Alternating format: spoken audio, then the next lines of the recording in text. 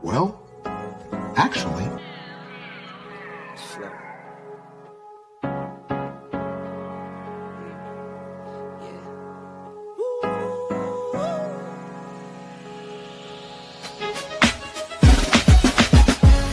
Yeah, I'm watching the rise, and I wouldn't say I'm shocked cause I'm hardly surprised. This one's for the ride, this one's for who knew I'd make it, just needed some time. This one's for my wife, could've left 1,000 times just to by my side. This one's for the grind, I knew it would have to just have the strength in my mind. It's the Travel OG, and welcome to the Black Manosphere Conclave 5.0!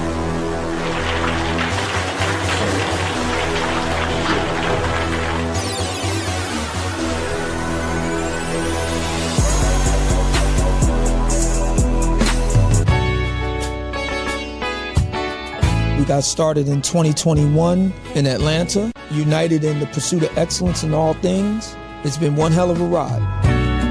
Can I tell you what's on my mind? Cause I've been thinking about it for quite some time. Hey, can you give me a moment to declare my love? Can I tell you what's on my mind? We're now focusing more on opportunities for men, in particular passport bros. Guys who go abroad, they want to have a different lifestyle, they want to have a different achievement abroad. Oh yeah, there's without a doubt the narrative has changed for us greatly. I just finished speaking and having a chance to tell individuals about how to live the American dream outside of America. And I was here to help so many men when it comes to understanding what they need to do in order to relocate. With the political climate, things that are happening worldwide, guess what? Nobody's coming to save us. So it is indicative that we all bound together, tighten up like a fist, and strike a mighty blow against everything that's fighting to stop us, man. It's nothing but good, positive people, good, positive energy with one goal in mind, and that is to make money, get the hell out the Matrix, and enjoy your life. You dig? So shout out to all of y'all. Theme music. Yo, what's going on, y'all? This is your man Marcus A. Brown, and I'm here to tell y'all that I just got done with my first consultation with the brother Andre of Love Crossing Borders. I just wanted to give him his praises. I need y'all to do two things if you haven't already. If you haven't, subscribe to his YouTube channel, Love Crossing Borders. Also, if you are going to Colombia, if you're thinking of going anywhere, traveling internationally, please consider booking a consultation with the OG Andre of Love Crossing Borders. You will not be disappointed. And y'all, get in tune with him if you haven't already. Tell him MAB sent you. Peace. Where are all the black men? And I'm not talking about the scammers, the drug dealers, the robbers, and the crooks. Well, actually... They're here with Andre and Andre's Love Crossing Borders. Shout out to you guys that are here on a wonderful Monday evening. Glad you guys are having a good evening or good day, depending on where you're located, whether it be a new day if you're out in East Asia, like our brothers, Ronin Travelers and all the other brothers out there out east in Thailand and the Philippines, or if you're out west, you're having a good day and it's still the afternoon. Shout out to all you guys that are here enjoying Andre and Andrea's Love Crossing Borders. We got a good one tonight, gentlemen. We got a good one tonight. Here's the scenario. You take a little bit of liquor, put it around and blend it in a club, foreign country, and just add you some quiches and some Pookies. And what you'll end up with is the same scenarios that we good men and women have been trying to get away from. Well, Pookie and Ray Ray continues to follow us around the world. This time it was in Cartagena, Colombia, where somehow, some way they made that the honeycomb hideout of Colombia. If you come to Colombia, no longer it looks like Medellin is the number one spot. It looks like people are gravitating towards taking their foolishness and their childishness towards Cartagena, Colombia. Now, I feel sad for you guys that are out there in Cartagena, Colombia, especially you guys that have been there quite a few years, or going back and forth for quite a few years, enjoying yourselves. Well, Cartagena no longer just belongs to you. It is the haven of Keisha's, Pookies, Ray Rays, and Paw Paw. And Paw Paw is the old dude that doesn't know how to act like he got some sense, even though he's the old dude. We're going to look at some footage of an event that took place, or a fight or a brawl, or like they would say in the United States, a fray, which is more than 3 people fighting. A fray of American tourists, sad to say, the brothers and the sisters out there fighting. I'm hearing different stories. One story I'm hearing, it was a bunch of sisters from the States that somehow, some way, hey, got a rocky water coming too. And so if you want to go downstairs and get it, you can get it. If you don't want to, okay. Okay, sexy boo. Thank you for the call. I'm hearing 2 stories, right? One story I'm hearing is the ladies from the States, the Keishas, got into a fight, and all of a sudden the brothers jumped into it.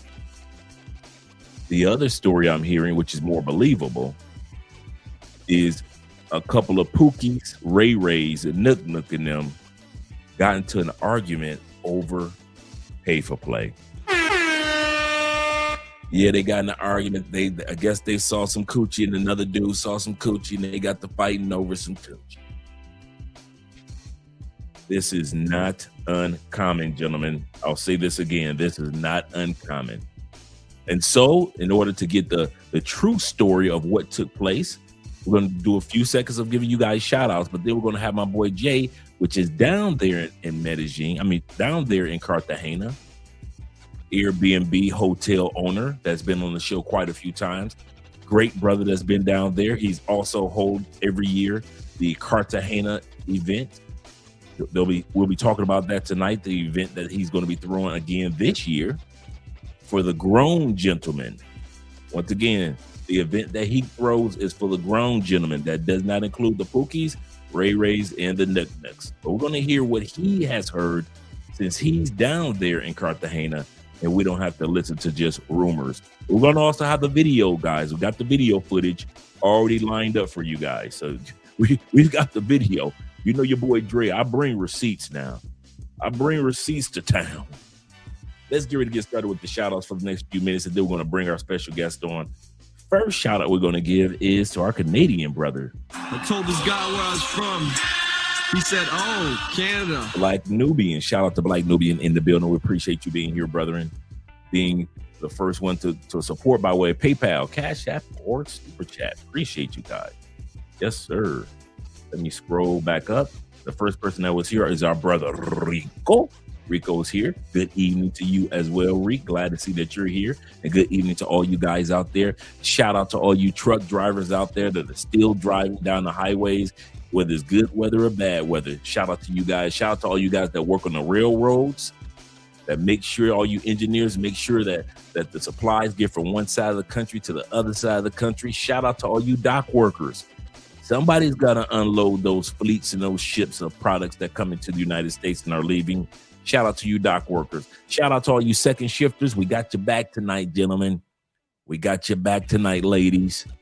All you guys that will be working, going in early tonight for your third shift. Shout out to all you early third shifters that are working. And shout out to all you military men and women that are out there. Appreciate you all. Appreciate you all.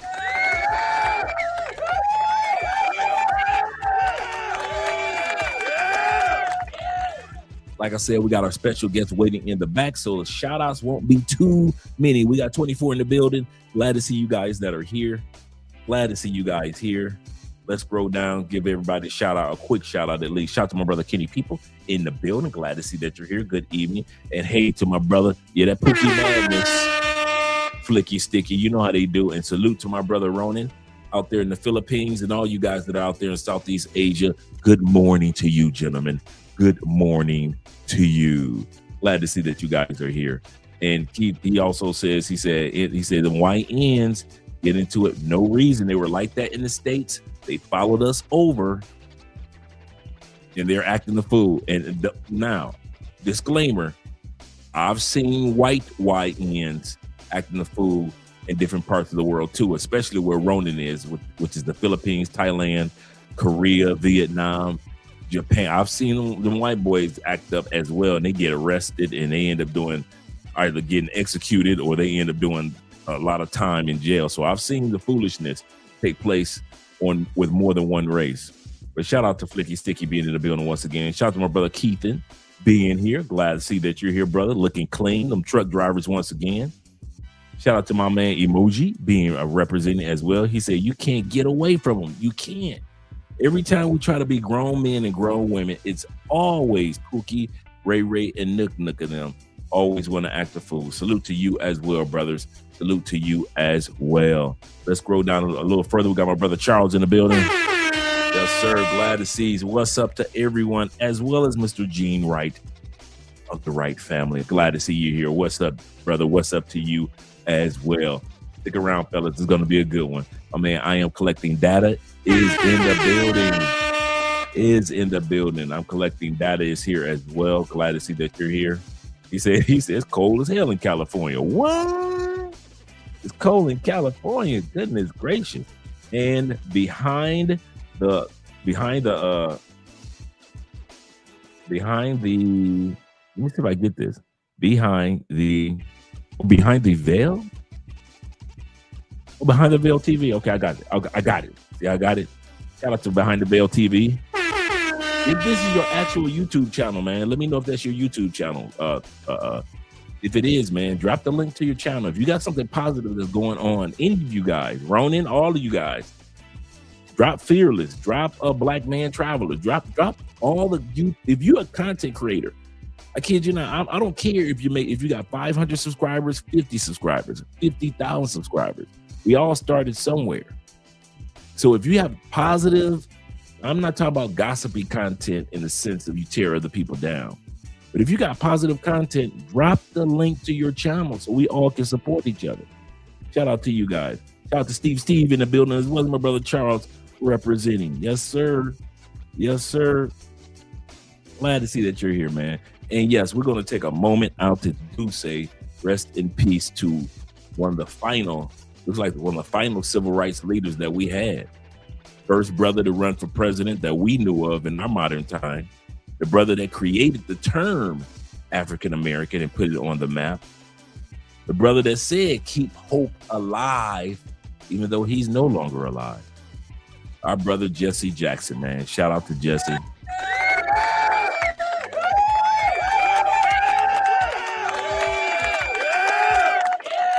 Our prayers go out to him. One of the first autobiographies that I ever read was Jesse Jackson's autobiography. Very good. I didn't know how much when he was running for president, the things that he did. He slept in farmhouses and he slept on the road. I mean, it was not luxurious when he ran for president, and yet he did it. So shout out to him and his family, man. To keep his family, his loved ones, and all of us in prayer, because it looks like the last of our last are passing on. RAP. Yes, sir. Rest in power, Jesse. Rest in power. Yes, sir.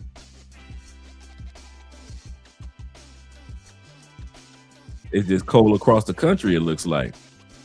Shout out to Charles from Mexico. Yes, sir. Shout out from Mexico. Let's go ready to get started, gentlemen. I'm about to bring my guest up. We change the music. You know how I do. Let's change the music from the intro music to the show music. Yes, sir. Let me turn that down. Now, like I always mention, gentlemen, I appreciate travel. I really do. I appreciate you men when I meet you, man, in person. I appreciate when I meet the ladies in person. And I kid you not, man. It's great to see us progressing. But as we progress, there are those in many of our communities, whether you be black or white, that are not trying to progress. I heard one person say this: there are hood dudes that fight against the progression of black people on purpose. I'll say this again. There are hood men and women that their lifelong dream is to keep hood. Even when they're on the planes, they try to act hood. Even before they get on the planes, they try to act hood. And even when they get off the plane, these YNs and these Keishas somehow, some way show their ass. At the end of the day, gentlemen, I'm glad that we are a good example in no matter what community we go to, because at the end of the day, these people are not going to change. I don't think y'all realize that Keisha's, Pookies, and Ray Ray is going to continue to follow us. If we were all in Germany, it would be a bunch of Keishas, a bunch of Ray Rays, and Nick Nicks and them will be following us to Germany, no matter where we go. You had Austin Holloman and a couple of other brothers go to Kenya. What happened? Pookie and Ray Ray, under the auspices of Jay Rillo, went down to Kenya and did what Pookies and Ray Rays do. All you brothers been going to Brazil for the longest. Now you got the Floyds going down there and doing what Pookie and Ray Ray do.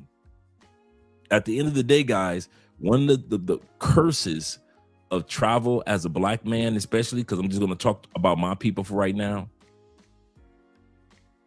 As a black man, niggas will follow you everywhere you go. I didn't say black men will follow you everywhere you go. I said, as a black man, no matter what club or restaurant, no matter what you do in life, there will always be niggas waiting for you to confirm that the coast is clear so the niggas can show up. That's why there has been a battle going on in our community for years between black people and niggas. Niggas can't stand black people, and black people cannot stand niggas. I didn't say niggers, I said niggas. We don't like them. We don't like when they walk into the library. We don't like them being all loud. I just finished watching I'll give you a perfect example. Even niggas when they think they're doing right. There's a video of the Hebrew Israelites when they came down to Cartagena. I'm going to talk about that in a second. I'm going to invite my guest on because I want to talk to him about it as well. Because if these brothers, these Hebrew Israelite brother, and I have nothing against the Hebrew Israelites, but if these brothers had known Colombia the way that they should, they wouldn't have presented themselves the way that they did in Colombia. And I think I got the video, but I'm going to bring my guest up first. Shout out to my brother. Let me add him to I the be stage. feeling bad when I ask you for what. Shout out to you. Hey, how's your day going? Man, what up, Dre? Just sitting there chilling, up, brother? man. After a long weekend, baby. I know how it is, man. I know how it is. Man, it's something else. But yeah, you see, it's crazy in the space right now. It really is, man. Let's just get to the topic at hand. All right. Because I've got video footage for us, and I'm going to show the beginning of it has sound, and then I'm going to have parts where people are talking about Club Delirium, and then for the rest of the video is going to be silent. So it's just, even though the video is going to be playing, it's not going to be any sound. It's just going to be with you being able to speak. But before we show the video and all the receipts of everything, what have you heard so far about what took place? You know, it's funny. I was listening at your monologue, bro. I've heard the same stories that you've heard. I've heard that it was females that started, black females started getting into it with the chicas because they were in there and basically they weren't getting no love from the brothers. So they started criticizing the chicas and it ended up from that. Then I just heard it was guys fighting over a chica, and then it just escalated to Americans fighting. So, you know, my thing is, it's like, who comes 3,000 miles or 4,000 miles or all the way across the world? Because we got brothers that come from Africa, England. Why would you come over here to bring that nonsense? You know, so nobody's ever going to know the real story, but I've heard, and these are sources from people that was in the club. So I guess the only person that's going to know the truth is them. But regardless of how it started, it was still some ignorant shit. That's so true.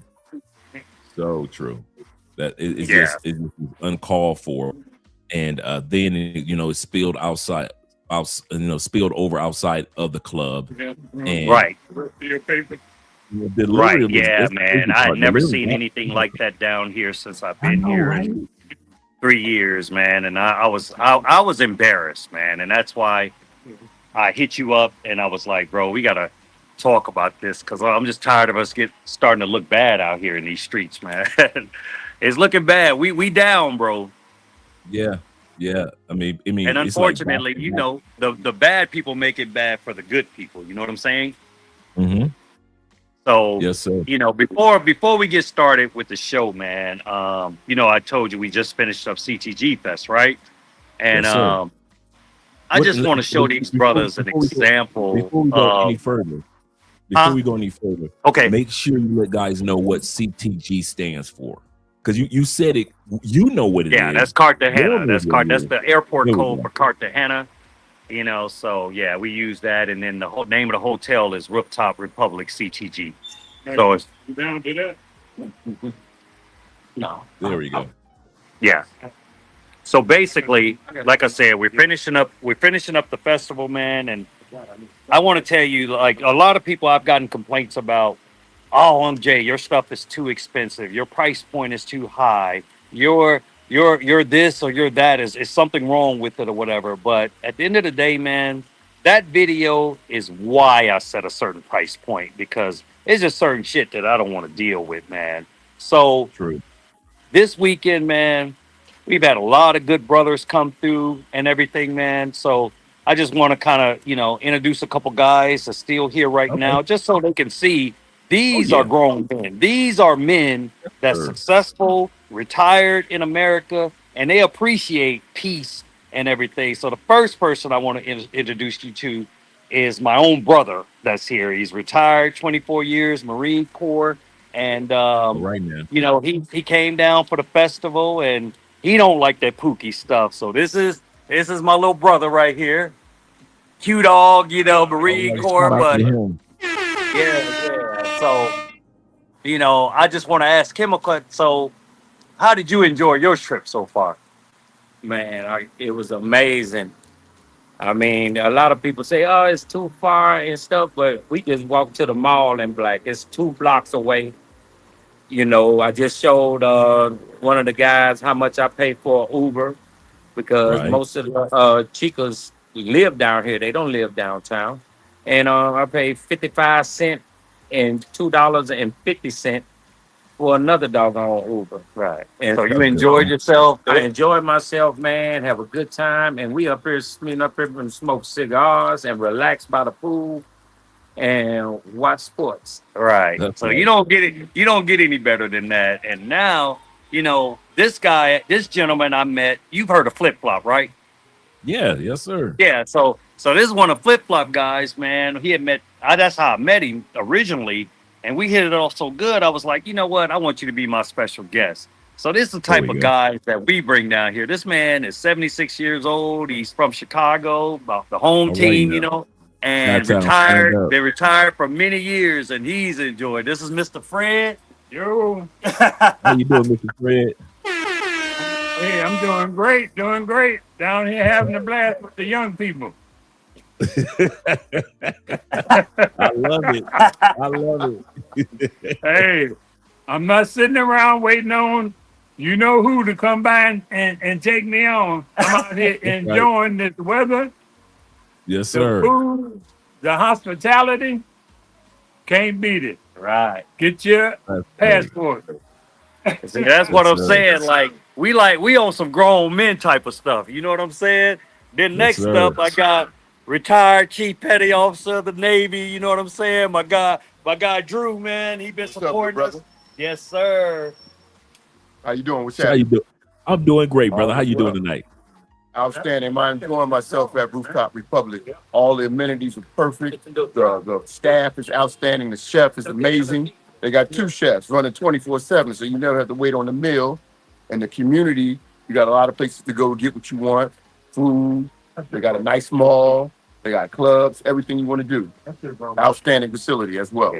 So you see, we ain't dealing with no Pookies, man. We dealing with the real deal. Now this probably one Right. of our youngest members of the gang, but he know how to act right. He tried to soak up all this knowledge. My guy Lamont from NYC. Shout out Sir, to Lamont. how you doing, brother? I just want to Doing say great. Doing great. I feel very safe at Rooftop Republic CCG, and we having a Yes, great sir. time here. None of the madness. All grown men, all professionals, and just having a great time. Yes, sir. Appreciate you, man. Appreciate you. And That then, is but good. last but not least, got my man Mike from the Shy. He just pulled up today, man. You know what I'm saying? You Chi-Town know, boys guy, in the building. engineer, Yes, run them sir. trains in Chicago. Shout out to the engineers, man. But like I said, you see, we ain't all Pookies and Ray Rays traveling. So No. I just wanted to show that we got successful guys out here traveling. Yes, I sir. came a little late for the festivities, but I wanted to come and support Andre, and it's a dope spot. So if y'all thinking about coming, come. Dope. Yeah, Yeah, I'm looking appreciate forward to it. appreciate y'all fellas, man. But yeah, Andre, so like I said, man, I just wanted to show the guys in the audience, man, that it's definitely more to life than just what they see out on TV and what they project us to be. You know what I'm saying? All these guys are either retired or very six-figure type guys or whatever, but True. they want to paint the narrative that all of us are like the Rellos and all that other, or NYC the future, whatever. And we're not all like that. We got guys that are doing their thing. What's your thing on the volume? Yeah. So we doing our thing, man. And I definitely appreciate you willing to showcase what's going on here and let them know that those few people that was on that video don't speak for everybody in the travel industry. Correct. Absolutely correct. And as for the video, for those that haven't seen it, let's get ready to get to it. First of all, let's give a shout out to my brother Miguel in the building. Shout out to him. Show Miguel some love real quick. Let me take you down from the solo screen. Okay. I'm clicking the wrong button. Let's get this right. There we go. Shout out to my man. How you doing tonight, brother? You trying that. What's going on? I'm muted. All right. What's up, everybody? Oh man. So what we talking about? We talking about Pookies and Ray Rays and all kind of travel related. Yeah. What we got going on? Yeah, we're gonna go deep into it. We're gonna go deep into it. How you been doing, man? Oh man, it's. Hey, we had a long weekend, man, but it was well worth it, man. We had another successful event. All the guys had fun. Everybody stayed safe. Everybody enjoyed themselves, with everything that we laid out and the plans that we got together for all the guys, man. So everybody enjoyed themselves, man. But hey, it definitely was a little taxing, you know what I'm saying? So plus it was my birthday, man. Hey, I just told Jay, I said, good God Almighty, boy, I'm starting to feel that 54, boy. Woo! Hey, I needed a nap. The whole nap, nothing but the nap. Yeah, I needed that nap, boy. I said, woo, man. Yeah, man, but it's a great time down here, man. I hated to see what was, what transpired 2 weekends ago. That's crazy, man. That's the first time. I think I heard I was talking about it before. That's the first time, and me coming down here to anywhere, not just Cartagena, but anywhere in Colombia. Yeah. Seeing some stuff like that, and that's crazy, man. So for those of you who brought that stuff down here, man, shame on y'all, man. Keep that stuff. Don't come down here disturbing our peace, man. Keep that stuff, and turn your passports in because you don't deserve to travel. Yeah, So- seriously. Seriously. That is not a lie. That's not a lie at all. We're going to look at the video clip real quick. We're going to just take a few minutes out, look at the video clips, and then we're going to come back to you, gentlemen, and hear what you guys have to say about, the difference between grown men and, like I said, the ninjas that keep coming down and following us around. So let's get started with the video.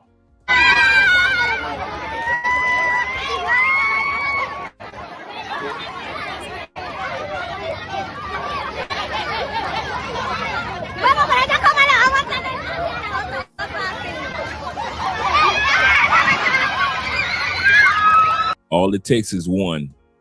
All it takes is one. For the most part, for a few seconds, we just saw people standing around just talking. And all it took was just one to start running. Here we go. Get your cousin.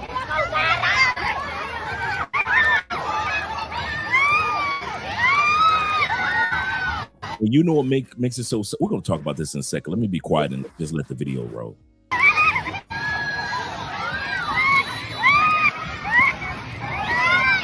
Sounded like Miami.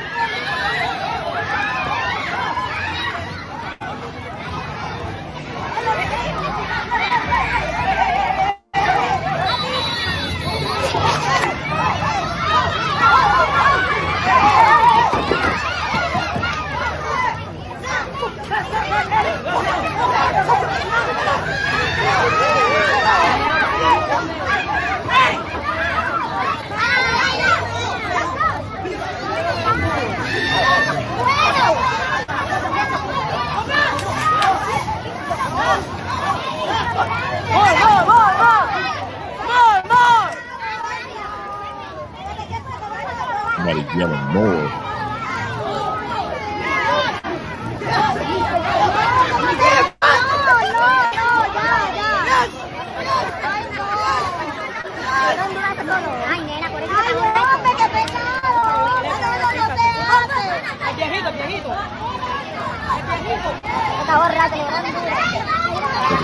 So the accents that I'm hearing are Colombian as well as the Americans. They're just out front.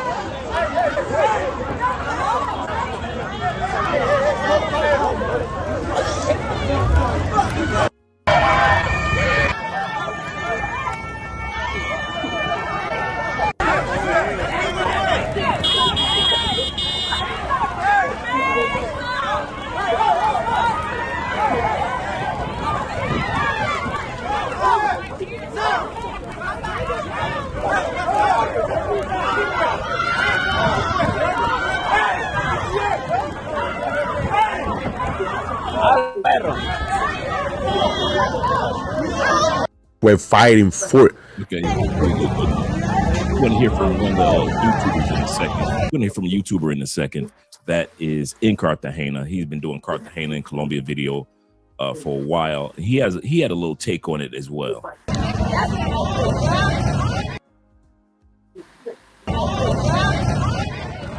I've been asking around, and so far I haven't got like a real answer about why the brothers were fighting for. Some people, they say that they were fighting for working girls, and who knows if that's true or not. But what I can say and what I can confirm with my eyes, because this is something that myself been seeing on the street, on the clubs, and in the clock tower too. The brothers in Colombia, you know, American citizens, foreigners, that we fight for working girls. I want to hear what you guys have to say about that. He says that what he's noticed in Cartagena over the last couple of years, that American guys have been coming down and they have no problem fighting for their personal pay for play. What do you guys have to say in regards to that? What do you think? Oh, Lord. You want to go I agree first? with them 100%. Go Whether ahead, it be on Miguel. WhatsApp, whether it be, you know. I haven't seen no fights over no. Like now, I see dudes do some pretty petty, but some petty crazy simp stuff. But as far as like fighting, and I've seen dudes undercut, but as far as coming to blows over these, I have never seen that. Never. Do you think, shout out to BMT in the building as well as Richie Mack, Zoom to Thailand. Do you think that this is going to be, that this would build up to this? That I don't think, and I'll give you my hypothesis. I don't think that this situation a couple of weeks ago was an isolated incident in the sense of that it just so happened to happen. I believe that you guys and I and other guys, including BMT, can attest to this. When we first started coming to Colombia, there was no this is my pay for play and I'm not sharing, this is my ball, you can't nobody play with, this particular football. Guys were sharing. We even, when I first came down here, man, dudes were sharing whole facts. Dudes would sit back and say, hey man, I got a female dog, she good people, you ain't got to worry about getting drugged or robbed. They will put her information in the WhatsApp. They will put her information out in different groups, and she would get, because the dudes would be like, man, she's so cool, man. She got a shorty, so I'm just showing some love to her and giving her more clientele. And then the dudes would see her, she would be hot to death, and dudes would share attractive women. And that's why it was so easy in 2016, 2015, 2017, when dudes was coming down and we would be in a WhatsApp group, because the WhatsApp groups really started off with dudes sharing, okay, which is the best club, which is the best restaurant to go to, who are the best pay-for-play women should I deal with? Should I deal with this one, or should I just go out into the streets? Where's the best brothels? That's how all the WhatsApp groups start off. Fast forward post-COVID, and that's why I say I'm gonna give my hypothesis, and I want to hear what you guys have to say. I'm gonna hit the cash apps, in the super chats in a second, gentlemen. Fast forward after COVID, I started to notice this shift in guys would start using this term, my main. In other words, I'll share my other pay for play, but this one is my main. And I'm like, wait a minute. I thought dudes was just sharing pay for plays like the whole facts. Like this is a good one. Leave this one alone. And then all of a sudden, dudes say, I'll share with you 7 raggedy ones, but this one right here is my main. And so I started seeing, like, for 3 years, that term, this is my main was going around. Fast forward now, these dudes don't share no information on no pay for play. The better she is, even BMT did a survey, and I still talk about this survey. BMT did a survey on his show, and I was on his live stream, and he asked the question, how many of you guys have ever fallen in love with the pay for play? And it was about 45% of the guys had said, I have fallen in love, like deeply in love with a pay for play. It has gotten to that point to where it has evolved so much to where now, here's my point. I could see that fight taking place because of the evolution. I could see something like that. That's so when they say it was the sisters fighting, I was like, oh, maybe because the sisters get jealous. But I could even see more dudes fighting over pay for play because of the evolution of how dudes have been behaving over the last 5-6 years. What do you guys have to say in regards to what you've noticed as far as change in men's behavior and how we treat pay for play? Some guys are now marrying pay for plays. Bro, it's crazy. I had a guy come up here about a month ago to one of my activities, man, and he was like, I want to introduce you to my fiance. Man, bro, it took everything in my power to keep a straight face because she was in the rooftop 2 weeks prior to that. And you know what I did? I act like that was the first time I ever saw her, Dre. He's like, man, she a good girl. Bro, I'm exhausted. I'm literally exhausted with these ninjas and these Pookies and these people going around with this puppy love shit. I'm like, bro, enjoy your time. Keep it moving. If you do not live here and live with her 100% of the time, she is not your girl. She is not. You know what I'm saying? And then they normalize, I'm talking about the Venezuelans and the Colombians, they normalize this so much that they will be talking to my girl and they will tell her everything. They'll be like, yeah, he paid me. They'll be telling me this. It's their girlfriend, right? They'll go tell my girl, oh, he paid us 5 million pesos a piece to hang out for him for the weekend or whatever. But he telling everybody, oh, that's my girl. Or he'll say, that's my girl, but she'll tell my girlfriend, hey, but I got this big time cartel guy in Cali. He puts my kids through college. That's my Wow. dude, blah, blah, blah, whatever. And I'm just like, but you can't tell them nothing. They act like they know more than the people that live here, you know. And I think you forgot about something, Miguel. His name start with a C. Remember he had to mop a dude up? That was over a girl. The comedian. Nah, that was Well, that's where it started because the guy was giving him a hard time because he was in love with the girl that he was with. yeah, Then the mama thing came up, but it started over a chick. You know what yeah. I'm saying? It started over the chick, but the dude took it over the line. He started. He was like, he called out. He said, "Look, man, your mom can get it." He said, He was like, I'm a Chicago nigga. I'll kill your whole family, your mom." He was, bro. The dude who got mopped.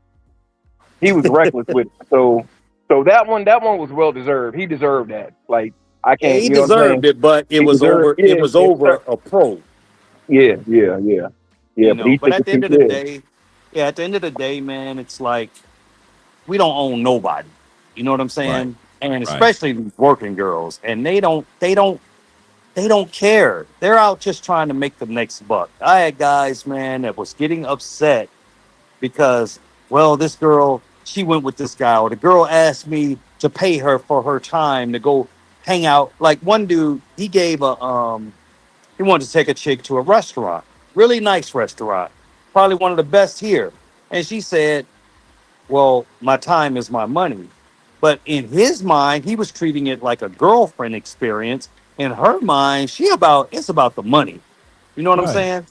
And I don't get it, man. These girls are ruthless, man. They will take your heart out. And you know, a lot of these dudes try to act hard, man, but um when you try to share information in groups, you know, that was one of my things. That's one of the reasons why I even got on YouTube, got on social media, was because I got tired of hearing all these stories. So I was like, okay, I'm gonna give it straight from the source, right here on boots on the ground. But what I found, Andre, is that, you know, women have destroyed nations, and they're True. destroying the tribal community now, man. These dudes they have no loyalty whatsoever. They pillow talk, you know, so they got their groups, right? Their WhatsApp groups. They're posting the big ballers. They're posting who got the most girth. They posting all kind of shit on us, right? But then, and who's cheap and who's an easy lick. But us, if we start a WhatsApp group, dudes going back telling the chicks what we saying about them in there, trying to get brownie points. And I'm like, what is that about, bro? That's man, that's some dirty macking right there. I don't like it. That's the point you made. Exactly. It's like, dude, it's all pay for play. You know what I'm saying? And it really, I mean, seeing that fight, bro, it really hurt. You know, and honestly, I was hoping it was more about the females. Like I said, we still don't know. But I'ma actually comment on whether or not, if it was black females, I'm gonna be honest with you, bro. Females are coming down here, and I love my sisters. Don't get it twisted. I love my sisters. But to come down here and think that these guys are supposed to drool over you like they do in America, in Atlanta, Chicago, New York, blah, blah, blah, it ain't happening down here. It So a ain't lot of happening. them get mad because they're not getting any attention. It's And then females and they want to start putting us out there, you know, on social media and everything. So it's I got a crazy. video. I got a clip for you from a sister. I got a clip from you in regards to Club Delirium. Yeah. Right here. This sister right that's here. where you find Afro beats, reggae, hip hop, what it takes. So we like, I bet, because we want to go where all the black people are. Baby, one side is females and one side is males. It felt like I was in high school. But what you don't realize is the one side of She's talking about when she just went to Club Delirium this past summer. the males is where the males bought the tables and the bottles, and the other side is the women who are working to sell that. want to say is if your man came down to Colombia, make sure he get a test when he come back. Just make sure he get that tested, okay? Because we decided to go to the top, the top floor, and we were just watching the activities. Men was clocking in and clocking out with the women, okay? The women that was sitting down, they was getting pulled to go out the door. Okay, so when men be like, oh, they want to spend money on coochie and coochie this, they come down to Colombia and spend that money on that coochie. And so women do come down. We're going to be looking at now the rest of the video, if I'm not mistaken, is silent now. So now we can converse. And this is for you guys who have never been to Club Delirium. This is just clips of Club Delirium that we're going to be watching, as well as the fight scenes as well. And one brother says, he said, I love Club. Chris says, I love Delirium. But nobody likes it when it's madness like this, you know, like it is. And you continue on, gentlemen, as you were saying. Yeah, I was actually, it's funny because we were actually, me and my crew, we were there the night before that happened. You know what I'm saying? And the next night we were like, we don't want no part of it, man. It's gotten to the point, Andre, where it's uncomfortable for me. It's overcrowded. Now the guy is charging triple and quadruple prices. You know what I'm saying? It's like, I feel like they're taking advantage of us. You know what I mean? To each his own. They are. You know, to each his own. But then, you know, when we give them other options, it's like, nah, we don't want that option. And let's be real, okay?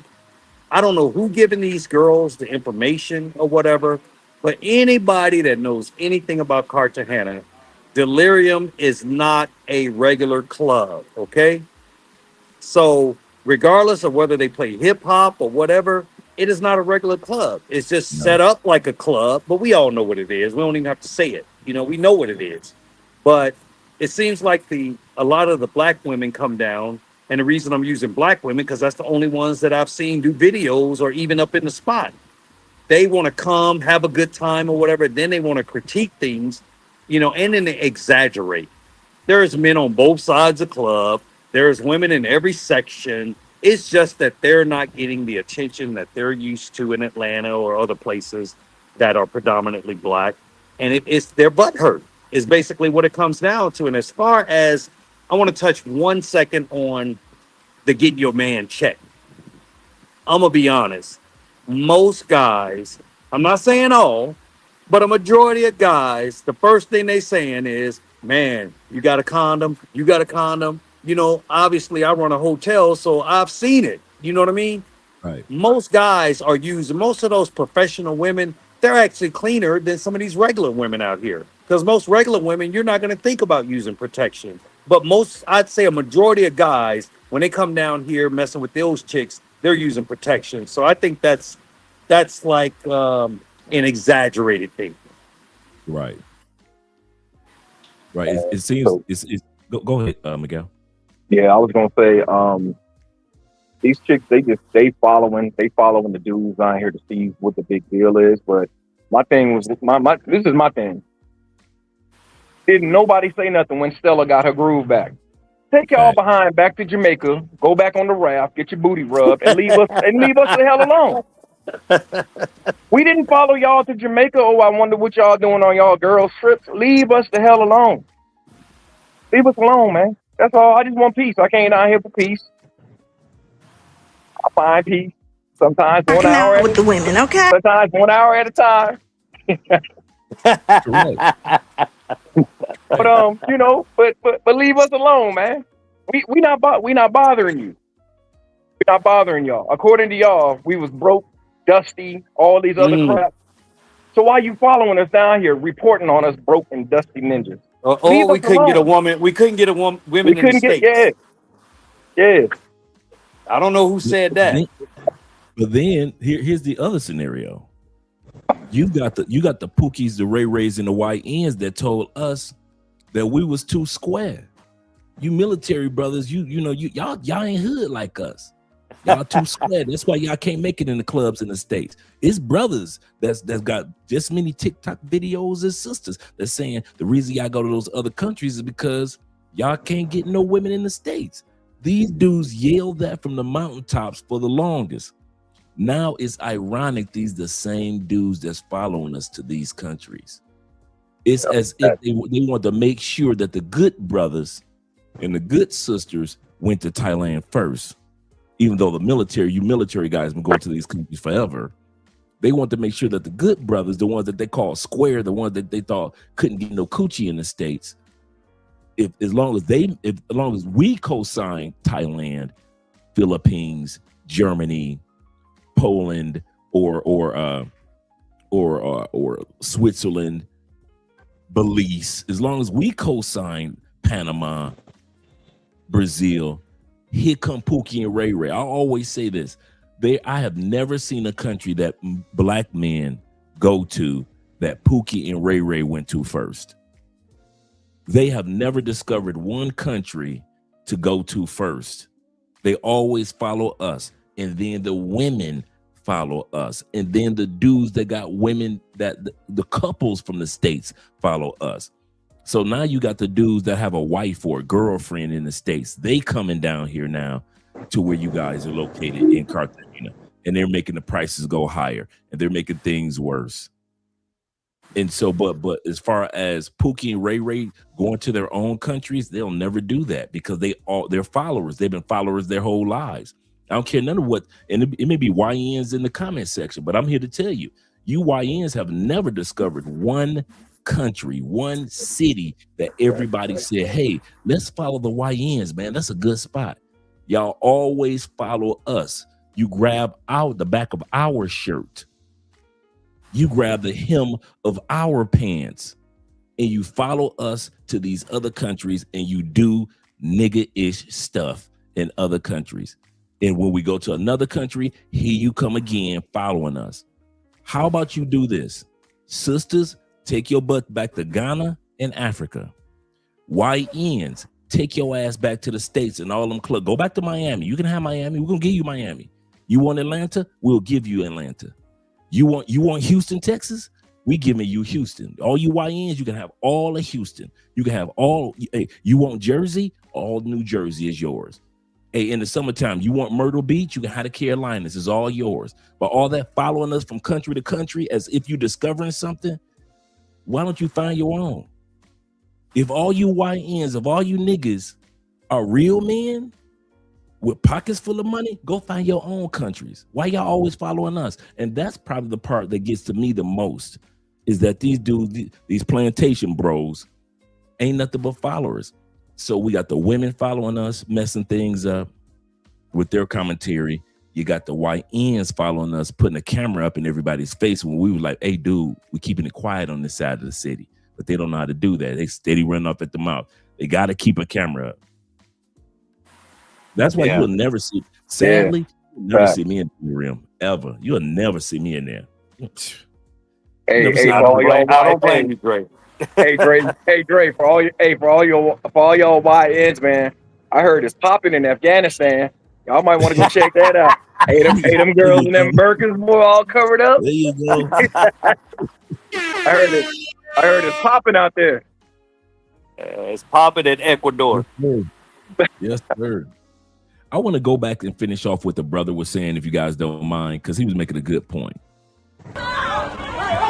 Or not, but what I can say and what I can confirm with my eyes, because this is something that myself been seeing on the street, on the clubs, and in the cloud tower too. The brothers in Colombia, you know, American citizens, foreigners, that we fight for working words. This is the truth. This is the reality, and nobody can say that this is not true, because I've been seeing brothers getting mad because another brother is getting a number from the working words that they talking with in the middle of the tower.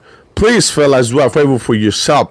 Think about you. Think about your family. Think about your child if you have child, you know, and don't do these dummy things in countries like Colombia. This working words. That's a good point that he just made. A lot of times dudes come over here and they don't think about the family that they got back home. That's another difference between black men and niggas. Or I'll just keep it clean, YNs. YNs never think about their family back home. A lot of you YNs, y'all got kids back home. Y'all got 4 or 5 baby mamas. Y'all got child support to pay back at the house. Y'all come to Colombia and act like y'all ain't got no responsibilities, as if all your kids grown, all the bills have been paid, all the child support has been paid. And that's not true. And we know it's not true. So at the end of the day, I agree with him 100%. A lot of times guys get drugged, robbed, hustled, scammed, get into fights, get into arguments, get into disagreements, lose lifelong friends over pay for play, not thinking about the people that care about you back home. And because those men in that video that were fighting, they didn't think about their families and their kids back home. They just thought about in the moment. They're at Club Delirium. They're trying to show out for the Afro-Colombian sisters and the other Latina sisters. They're trying to showcase, look at me, I'm the man from America. Let me get in all of a sudden they get drunk, they get in a fight. And the next thing you know, they don't realize the repercussions of embarrassing themselves in another country. Not only that, I don't know if they looked on TV. You can look at any YouTube video to see what any country's jail system is like. It is not like America. No. You may get some chicken soup once a day. You know what I'm saying? They not feeding you and you don't have the rights that you do in America. You know what I'm saying? So you go up in there if you want to. It's going to be all fun and games until they put your ass away. Yeah, and that's another thing. I seen a couple of stupid dudes talking about I know my rights. What are you talking about? You know your rights. What right? You're not a Colombian citizen. You don't have no damn rights over here. You got a right to shut the hell up. Act right. That's what you better do. Because I know a couple of Colombian police officers, and believe it or not, they say, oh yeah, we love when people come over here and act up. They said they love it because that's when they get that exercise out. They say, yeah, we take them to the station, and I'm telling you, they will drag you to that station and whoop you up and whoop you. Oh yeah, yeah. I wouldn't doubt that at all. Word again. Mm-hmm.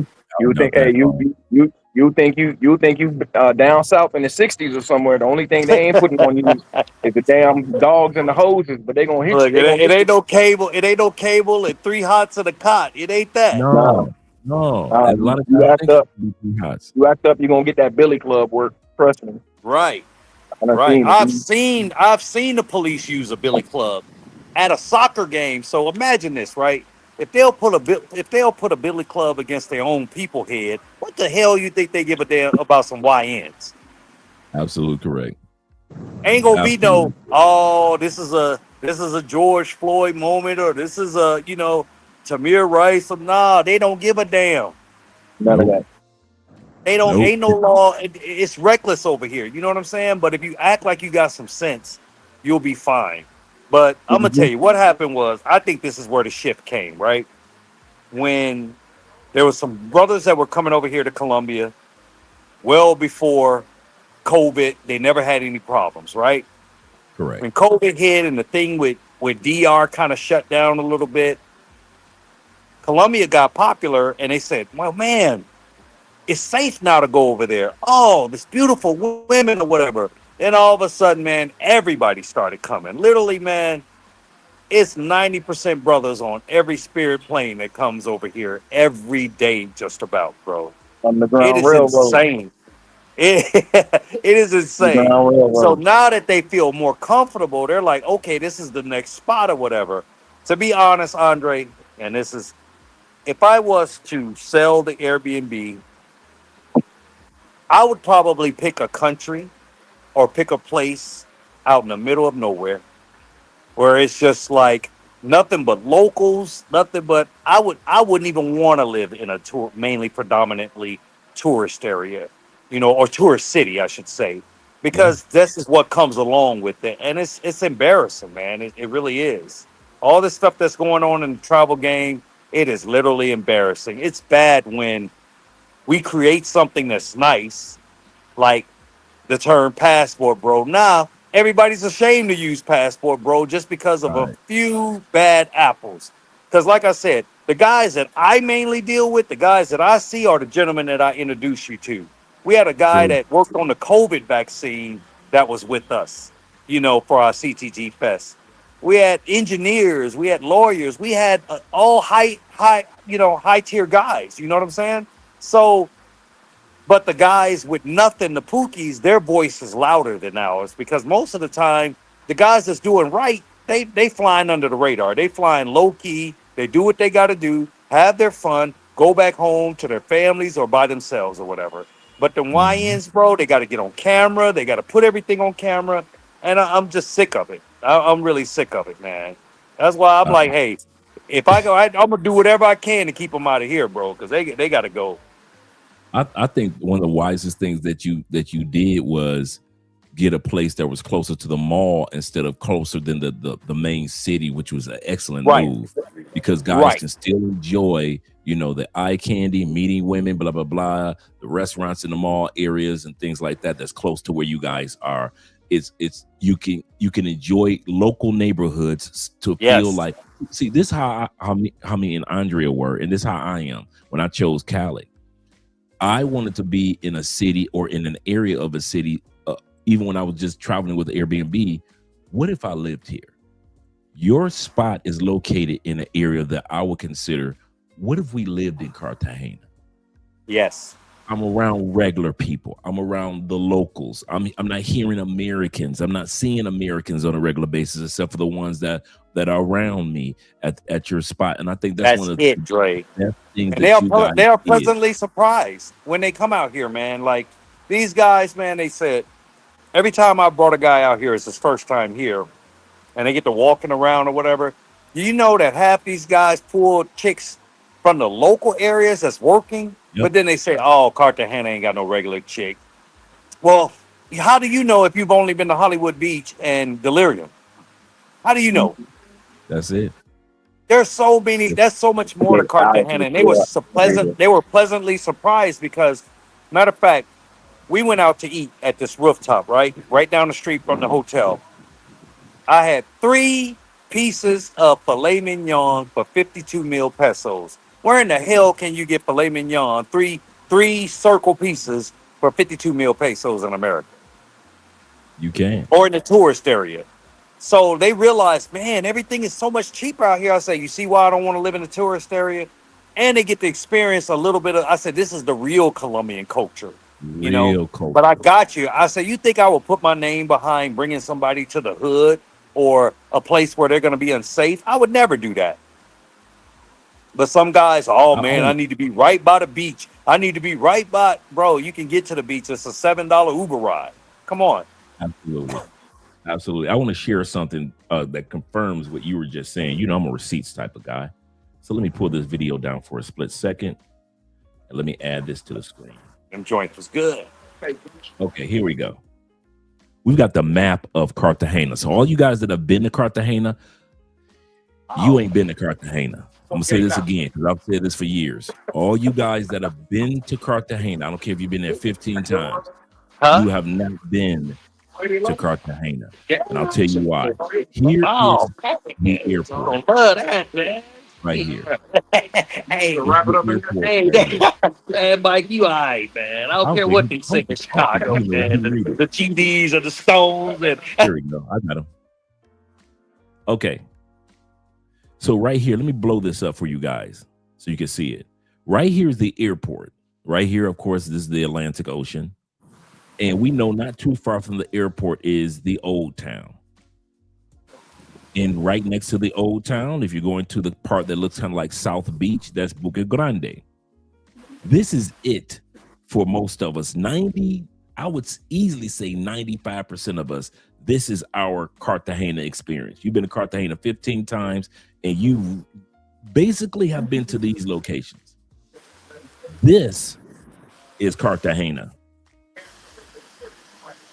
Most of us have not been to Cartagena. You've been to this small little strip area of Cartagena, and you swear up and down, all the women are paid for play, all the women are this, all this goes on. It's poppy. Can't nobody tell me about Cartagena. You've never been to Cartagena.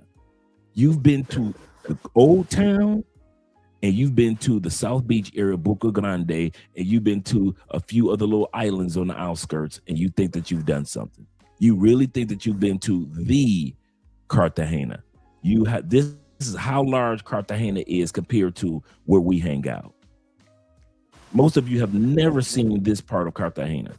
And this is what the brothers are saying. We're introducing you to the real women of Cartagena with their Airbnb. You're in a better area. You can always get to the beach. You don't need to be on the beach. And I'm going to say something. Most of us don't even go to the beach that we're by.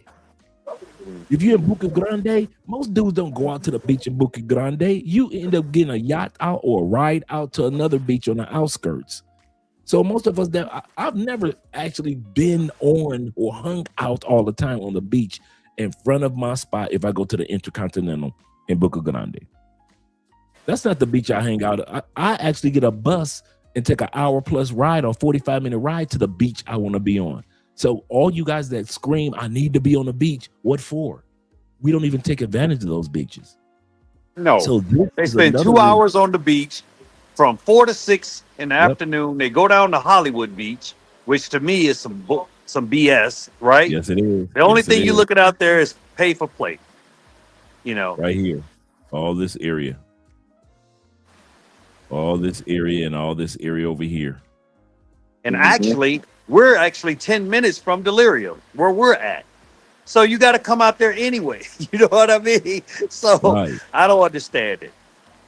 And that's why I want to show the map of Cartagena to let guys know that you guys will be introducing them to the true Cartagena and the real women of Cartagena. And if you want you a woman that's in that area, can.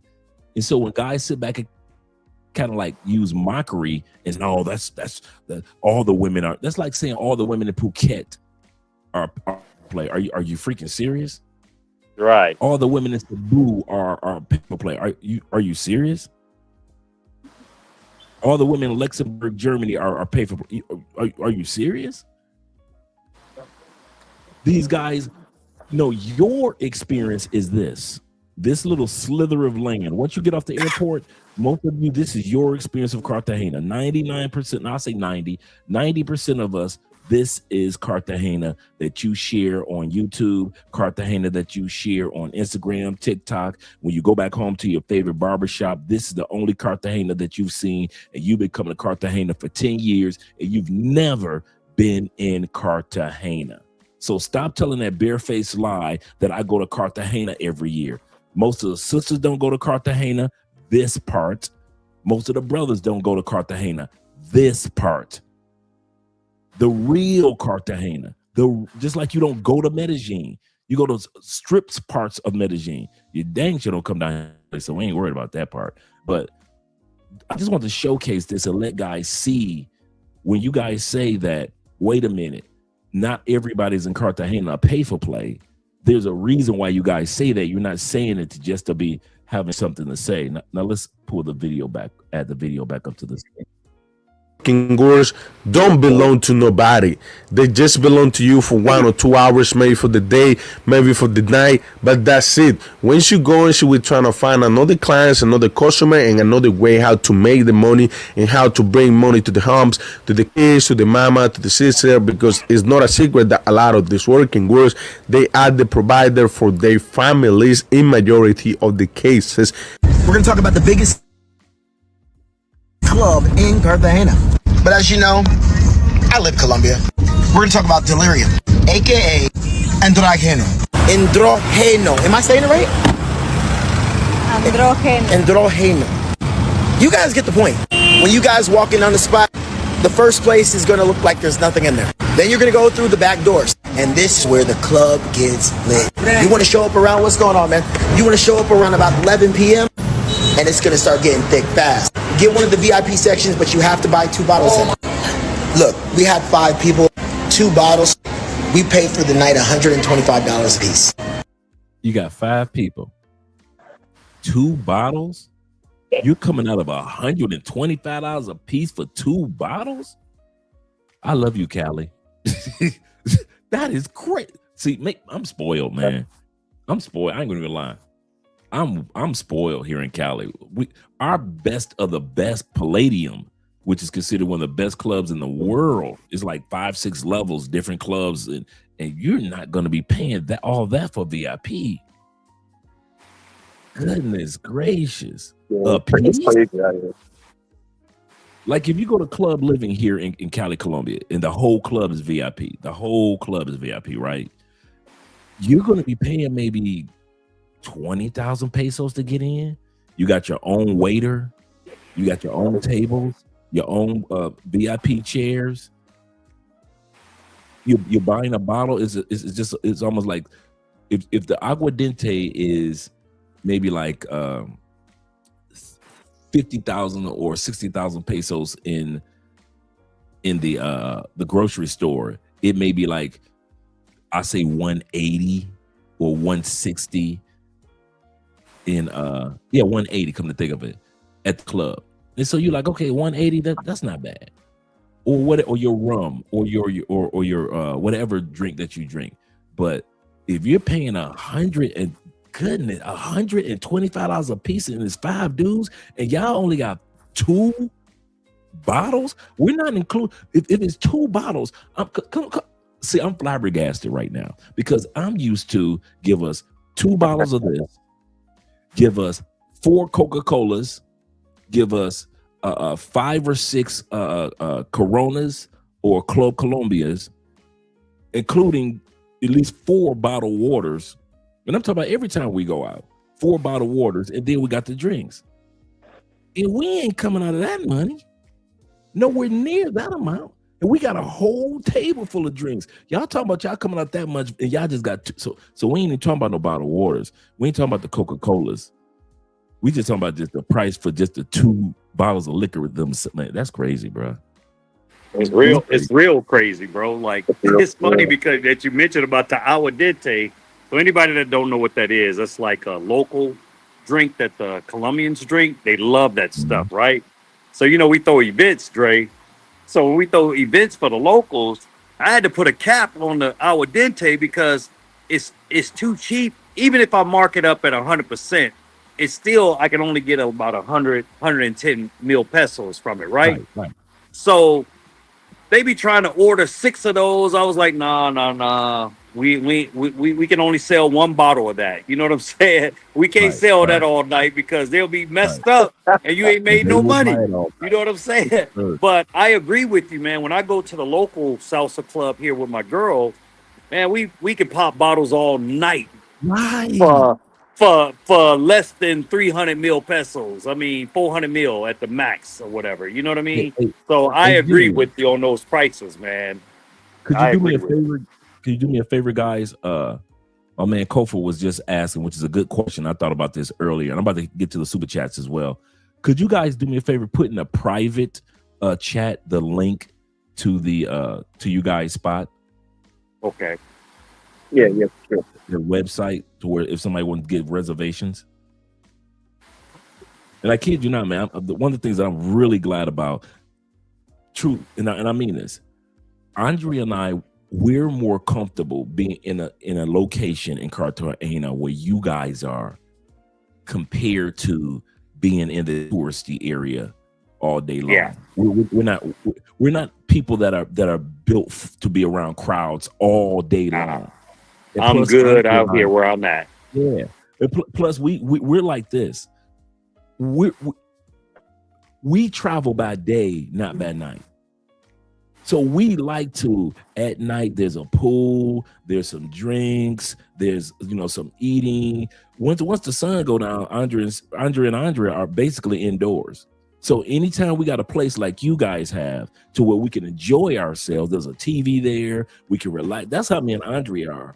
We go out because we get up at 6 o'clock in the morning to where some dudes are just getting in. We're getting up at 6 o'clock in the morning. We're going to the beach. We're going here. We're hitting some museums. We're doing a tour. We're going to a restaurant that we got reservations for. We're going shopping. We're going to a side of the city that we haven't been to. We're kind of like daytime people. And there's a lot of people like us that let's put it like this. Outside of the clock tower, like rooftop where they have the live bands and the music and the food, that's the only time me and Andre have ever been out late in Cartagena. We usually are indoors right around 8 o'clock.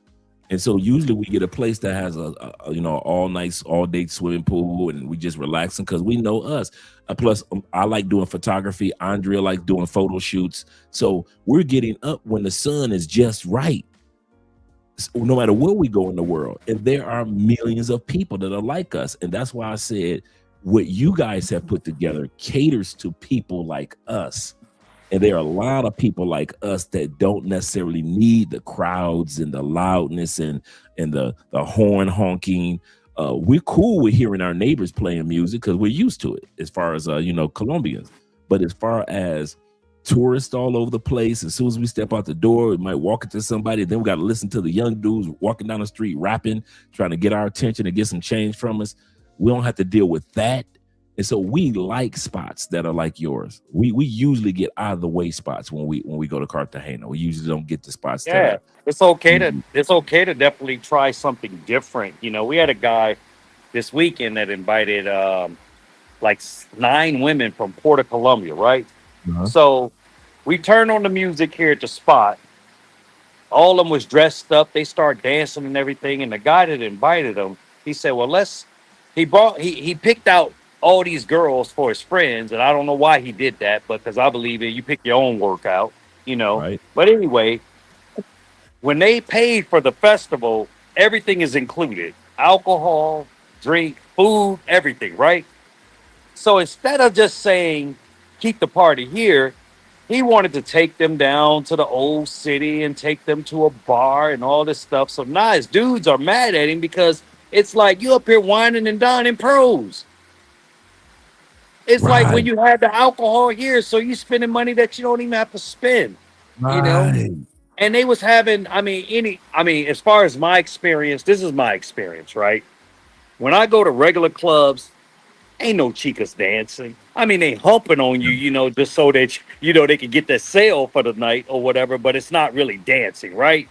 When they come to a private party, they're actually boring in the club. When they come to like here, man, for some reason, when they see water, Andre, they turn up. They turn up. All the way up. All the way up. Man, look, if we was the type of dudes that like to put everything on the internet, bro, we could go viral right now for the stuff that we saw this weekend in good taste. You know what I mean? Right. But it was beautiful ladies, bro. We had a blast, bro. But we don't believe in putting everything ain't for everybody to see. If you want to see it, tap in next year when we do one. Absolutely. And also, what's understood don't need to be said. You know what I mean? Absolutely. Let me now once again, guys, I'm about to here's the link right here, gentlemen, for this location for the rooftop. So if you guys want to, and it has the prices there, you have photos there. Video, everything that you want to see in regards to where these gentlemen are located right now, and where the other gentlemen, that we were introduced to earlier, they're there also. So if you want to see what it all looks like, all you have to do is just click the link, and we're going to be showcasing the link throughout the night. All you got to do is click the link, and you guys will be able to see the location. Let me give a shout out to the one of the guys with the super chats. Let me go back up to the top. Shout out to our Canadian brother once again. I told this guy where I was from. He said, "Oh, Canada." Black Nubian in the building. Shout out to Terrell being here as well. Glad to see that you're here. Terrell says this. He says, this was crazy to see, talking about that fight that was taking place.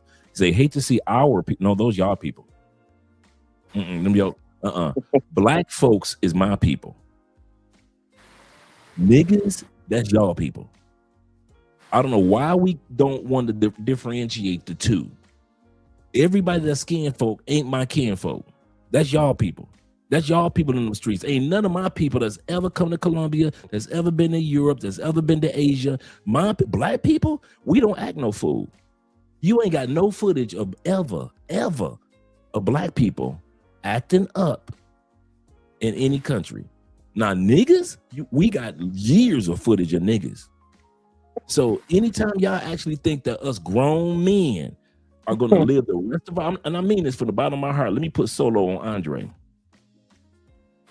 If y'all think that we're going to spend the rest of our days trying to pretend like we ain't seeing what we seeing, that we don't see the difference between black men and women and you niggers, that embarrass us day in, day out, in every atmosphere.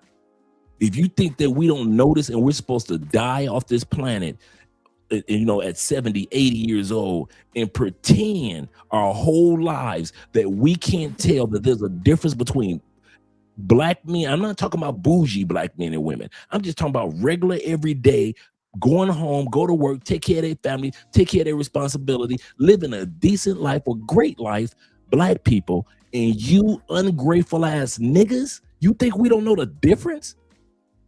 You think we got all these degrees, all this education, all this insight, all these inventions, all these opportunities of growth. Did you think it was niggas that was out there that was fighting for our rights in the 60s and 70s and 80s? When was the last time a nigga invented something? When was the last, a nigga don't even know how to fill out a patent form. Niggas ain't never opened up no club. Not a nigga. Probably a black man that was hanging out with some niggas opened up a club or a restaurant. But it was always a black man or a black woman that did it. You niggas don't know how to do shit. Self-follow and fuck up. That's it. If you were born for nothing, if God didn't send you niggas to the planet for nothing else, to follow everybody else and fuck up. And I'm talking to you white boys too, because y'all got y'all version of niggas too. So don't y'all ever think that when y'all say our people, that's y'all people. Y'all want to claim them? Those yo people. Niggas are not my people. I don't hang out with niggas. I don't talk. You know how long it's been since I talked to a nigga? I cut niggas off so fast that I don't get a chance to get. I haven't had a full paragraph with a nigga in years.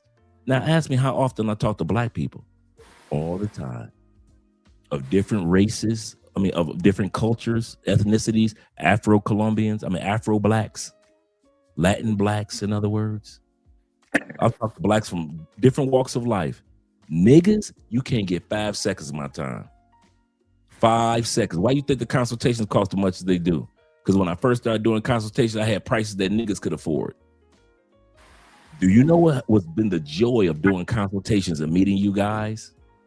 I know that niggas can't afford the consultation. So I ain't never got to worry about a nigga asking me, Andre, could I do a consultation with you? Niggas don't ask.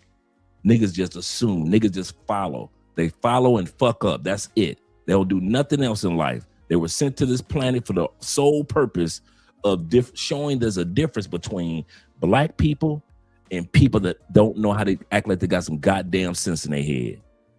So stop. And I mean that. I'm 58 years old, and I'm not going to sit around pretending like everybody that's my skin folk is my kin folk. Black people are my kin folk. You niggas, I can't stand your ass. And it's a lot of us brothers that can't stand your ass. We get tired of you fucking up everything you glance at. You ain't got to touch it yet, and it gets fucked up.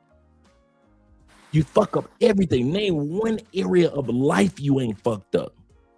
Name one area of life you ain't fucked up. One that niggas ain't fucking up. Name it. You fucked up when we was in school. You always fighting and doing this and trashing the schools.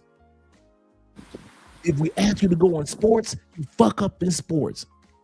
You got the opportunity of a lifetime, and what do? You dedicated to your gang that you was in when you were 18 years old. So now you become a professional football player, and you throw it all away for some gang ass niggas. You fuck up everything. Name one area you've ever touched. Niggas, put it in the comment section. One area of life that you have ever touched that you didn't fuck up. You were born to fuck up. You're going to die fucking up. So if you think that we don't realize, and my bad, gentlemen, but if you think that we don't realize that there's a difference, and I'm not talking directly to you, Terrell, by the way, and I'm not talking directly to you. I'm just spewing. So if you guys don't think that us grown adult men at this stage of life, with the peace that we have and the joy that we have and the sisters that are traveling with peace and joy and meeting different cultures, that we can't tell the difference between us and you, that's what makes you a nigga, because you can't tell the difference between us and you. Let me continue with these super chats. And shout out to my brother. My brother said this is horrible look, a horrible look. He's absolutely correct. Absolutely correct. Like I said, I wasn't coming after you, T. Well, T already know that. We was having lunch yesterday. So, I mean, we were having drinks yesterday. Shout out to my brother, Will. The Medellin boys. He say, salute to Andre. Salute to you, Will. He say, Andrea, Unc, Jay. He say, Miguel, chat fam. Smash that like button. This is going to be a great show. Respect. Yes, sir. Let me scroll down a little further with my brother Kofa. Shout out to him in the building as well with the $5 love. And he says this. He say, the loudest in the room is the weakest in the room. Absolutely correct. He said, y'all brothers keep living low key and well. Yes, sir, man. Yes, sir. Yes, sir. And like I said, their location, the rooftop location, is strategically perfect for individuals. Let's put it like this. If I wasn't married to Andrea, I would rather be at a spot like these brothers have than be at the spots that where other dudes go to. I can't deal with it, bro. I'm done being around niggas following me all the time. You can't go nowhere without niggas following you. I swear. Everywhere. Let me let me take me out of solo. And let's go back. And I'm going to put the video. Hey, Dre. Dre, before you go to anything else, I want to make a comment. Now, see, this is the part where you're talking about niggas. Some nigga gonna put in the chat room talking about rooftop charged him double. First of all, we're only on Airbnb. Okay? How can you charge a person double on Airbnb? And I'm sure it's a fake account because all the numbers after it. But this is the part that I'm talking about. We always try to tear each other down. We have never charged anybody double for anything. The rate is what the rate is or whatever. You pay what the rate is. So how can you say we charged you double when everything is done through Airbnb? You know the price before you hit that button for pay. So I don't know what this guy is talking about or whatever. And I'm sure he's never even seen or even visited Rooftop Republic. So to anybody that's reading that nonsense, it's false. And that's the funny part. That's the never funny even part. Been here. I've had guys do reviews on the place that never stayed here. But that's how we are. We're crabs in a bucket. At least they are crabs in a bucket. You know, ninjas. You try to build something and they try to tear it down. Or I've never, even when I've been home. See, nobody ever. They always look at where you at, but they never look at your backstory. Nobody was with me when I was in a homeless shelter. You know what I'm saying? Doing what I got to do to take care of my family. Nobody was with me when I was in that war zone, getting shot at and everything. So nothing in life is easy, especially for a black man.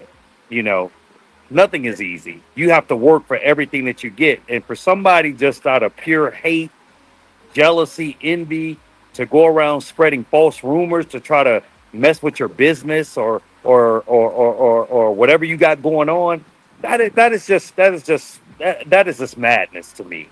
You know, so shout out to all the brothers that supported us and positive. But I just wanted to let them know that that guy that made that false statement, comma, whatever your name is, that is completely false. Nobody charged you double for anything. Yeah. Hey, so that was hey. So shout out to my partner, man. But you ain't got to explain yourself to nobody, especially not to none of these damn niggas. But hey, bro, I got a suggestion for you. Put your real name in the chat, and when you come through, we'll charge your ass triple, nigga. Nobody got time for that shit. Put your real name in the chat so we can charge you triple, better yet quadruple. The fuck out of here. That's madness. Let's go to this. Shout out to Ronald being in the building over there in Japan. He said I go out here in Japan. He said there are young military members in Yokosuka, YN men and women be out here acting a fool. I can't stand it. No damn home training. And that's exactly what it is, man. No damn home training. Yeah. Dre, and you described it perfectly, man, what you was just talking about. Kinfolk and all that.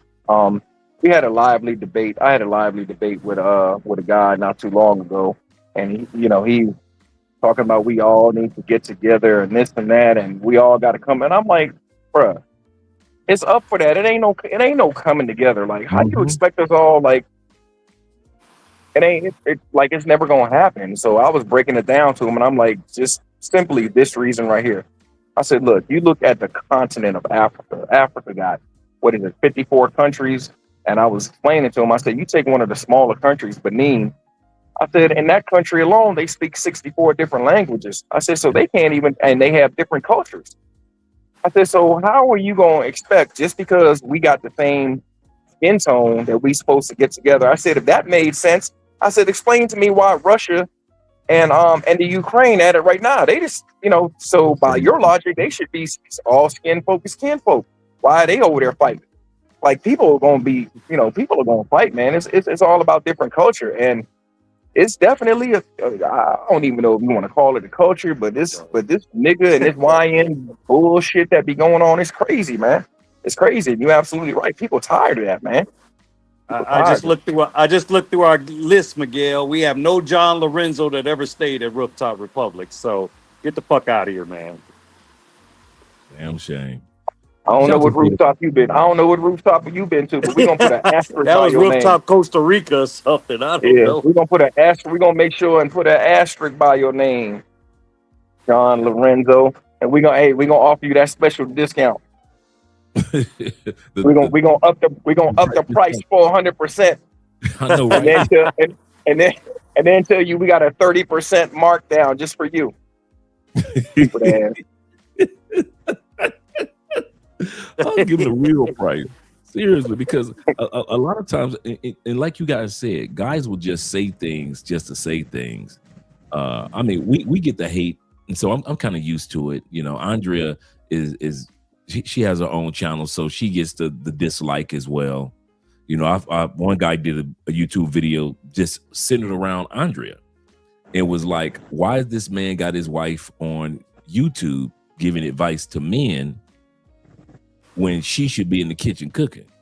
Isn't that why he moved to Colombia? And I'm looking like, wow, it doesn't faze us at all, because the fact that there are very few English speaking women on air that you guys can ask questions to. And so guys enjoy the fact that they can ask Andrea and Afro Wahida and Dee and a bunch of other women that speak English questions.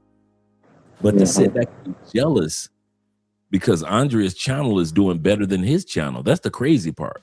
To be jealous of a Colombian woman who has a YouTube channel doing better than your channel, so now you're jealous, and why is she on YouTube? And you're like, wow, that's creepy. About as creepy as this dude that just said that he went to your hotel, to your Airbnb, and he never went. That's creepy. That's creepy, bro. I mean, it's just getting out of hand, man. And I'm gonna tell you something for real, guys. I'm just say this. This right here is why I moved to Cali. This is why I moved to Cali, gentlemen. Because I saw what was coming in Cartagena down the turnpike, and I saw what was going on in Medellin. I didn't know it was going to get this bad. I won't even lie. I didn't see all this coming, but I saw changes coming, and I started doing my homework and found that Cali is so far south that we're not a beach city. We don't have a red light district, so we have brothels. And we have strip clubs, but there is no place where you could just go and there's the pay for play spot right there where all the pay for play are just waiting for you like a Parqueyeras. And so in Cali is surrounded also by, I think Cartagena as well, in Medellin, with love hotels. Do you guys have that all over the place too? The 1 to 4 hour love hotels? Yeah, they got them. Yeah, they got about 20 mil pesos around the corner. Right. And so, but hey, Andre, speaking on that, a ninja had a nerd. Now he booked somewhere else, right? And they wouldn't let him in. They wouldn't let him bring chicas in because it wasn't guest friendly.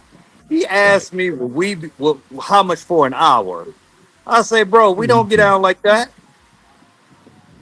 You think we want that kind of traffic coming in and out with different chicks? No, bro, this ain't that type of party. You take that mess on somewhere else.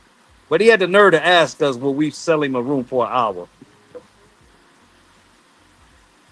That's crazy. Diabolical, That's bro. crazy. Diabolical, Yeah. man. And those spots are all over Colombia, guys. So just in case you guys are wondering, I mean, like me and Andre, when we went out for Valentine's Day, we did in our own neighborhood, there's gotta be, I kid you not, there's gotta be 20 because we live right And around. look, they're at the local price, aren't they? Yeah. Yeah, they're very cheap, man. But matter of fact, And nice you know looking what, you know what Miguel told me? He said, "Yeah, we'll sell it to him for an hour. We paying full. You pay full price, so you can leave in an hour if you want to." There you go. There you go. Here's the hour price. Is the hour price is the 24-hour price. You Right. can use it for an hour or you can use it for 24. But he wanted the discount. Yeah, that's man. We always looking for the hookup, and that I think that's one of the things that holds us back, man. Is black people. We always looking for a hookup. We always think They always hit me up and try to negotiate or whatever behind the scenes. I'll be like, go to the website. Well, man, you can't do nothing about. But you'll go out. This is the sad part, right? You want to try to pull us down or talk us down to $50 a night, but you'll give a chica $300. Make it make sense. So you saying that thing for an hour is worth more than your accommodations for 24 hours? Man, get up out of here with that mess. Better than that, worth more than your safety, because we got the safety measures in place. Correct. So, like, come on, man. Correct. And that's a great point in regards to what you just said as well, the safety. Like a lot of guys don't take that in consideration. They're so, gun-ho for the hoes that they don't think about the safety factor and what you guys bring to the table in regards to that part as well. Right, exactly, man. A lot of guys don't think about that, man. And you're not going to get charged per guest to come in, like most of these spots out here. Yeah, I won't lie, man. I ain't gonna lie, bro. I think that you guys are doing an excellent job, and building that Airbnb was an excellent choice. We appreciate it, brother. We appreciate it, man. We really trying. The biggest issue we got is guys, I want to be next to the beach or whatever. I'm like, all right, bro. It's a $7 Uber ride. It's nothing. It's 10 minutes from Delirium. And to be honest, most of the guys are surprised when they find out the chicas are 5 minutes from us. They all live out here. They don't live in the tourist areas. That's what they're not realizing. It's like, they talk about the beach. Like I got it. I know a couple of people. They like, nah, we like the beach area. We like the beach area. Niggas been coming down here for like 7 years. They ain't put a toe in that beach water yet. I'm like, come on, man. Quit lying to yourself, man. You want to? It ain't about the beach. It's about the women. And for real, those same women that that you get off the site, that you get off Tinder, or you get down at the beach, whatever. If you want to link up with them later, that's the reason why it takes them so long to get to the spot, because you're down there. That's not where they live. Out here, if you want to link up with somebody, they'll be over here in 10, 15 minutes because they live out here. Absolutely. Exactly. And we just got super host status, so we doing something right. We got nothing but 5-star reviews, nothing less than 5 stars. So most of the people that give us a chance, they find out they like it better out here. But you got to be willing to think open-minded. And the thing is, if it ain't for you, hey, everything ain't for everybody, but at least give us a shot. You know what I'm saying? You've been coming down here 10 or 15 times, one trip, giving us a shot, but I promise you, we got the best service ever. Man, guys, take care of my cleaning staff because they do such a good job. A lot of Airbnbs, you're running out of towels because they just bring you one set of towels and that's it. We got somebody here every day if you need towels every day. You know what I'm saying? We got somebody to cook for you if you want to eat every day. So we ain't just your average Airbnb. Hey, we got washcloths, nigga. Come on now. Come on now. The black It's a man's Colombian question. inside thing on the Yes, washcloths. Yes, Those sir. of you who know, y'all know what I'm talking. I know exactly what you're talking about. We just did an episode on that a couple weeks ago called "What's That Smell," and we What? talked. Yeah, we did an episode called "What's That Smell" about how certain cultures only use soap. They don't use washcloths. They don't understand the value of, and they're discovering it from dating us and being in relationships with us brothers, and in some cases sisters. They're discovering, like one white woman says on the video we watched yesterday. She said, one of the reasons I love dating black men, because black men take showers and baths, unlike white men that only do it twice a week. Black men they're doing it twice a day. She said the other thing is, she said, black men use wash towels. And she was saying it with pride, like, yeah, I discovered something that my white father and mother never showed me, how to use a washcloth. And now she's with black men. She's like, listen, the brothers use washcloths to get off dead skin and the dirt and everything else. And she's like, goodness gracious. It's just the little things that she's learned from dating black men. And one of them was in regards to the washcloth. You're absolutely correct. And so now as the guys are looking at the video and they're seeing the Club Delirium, because let's talk about Delirium for a minute.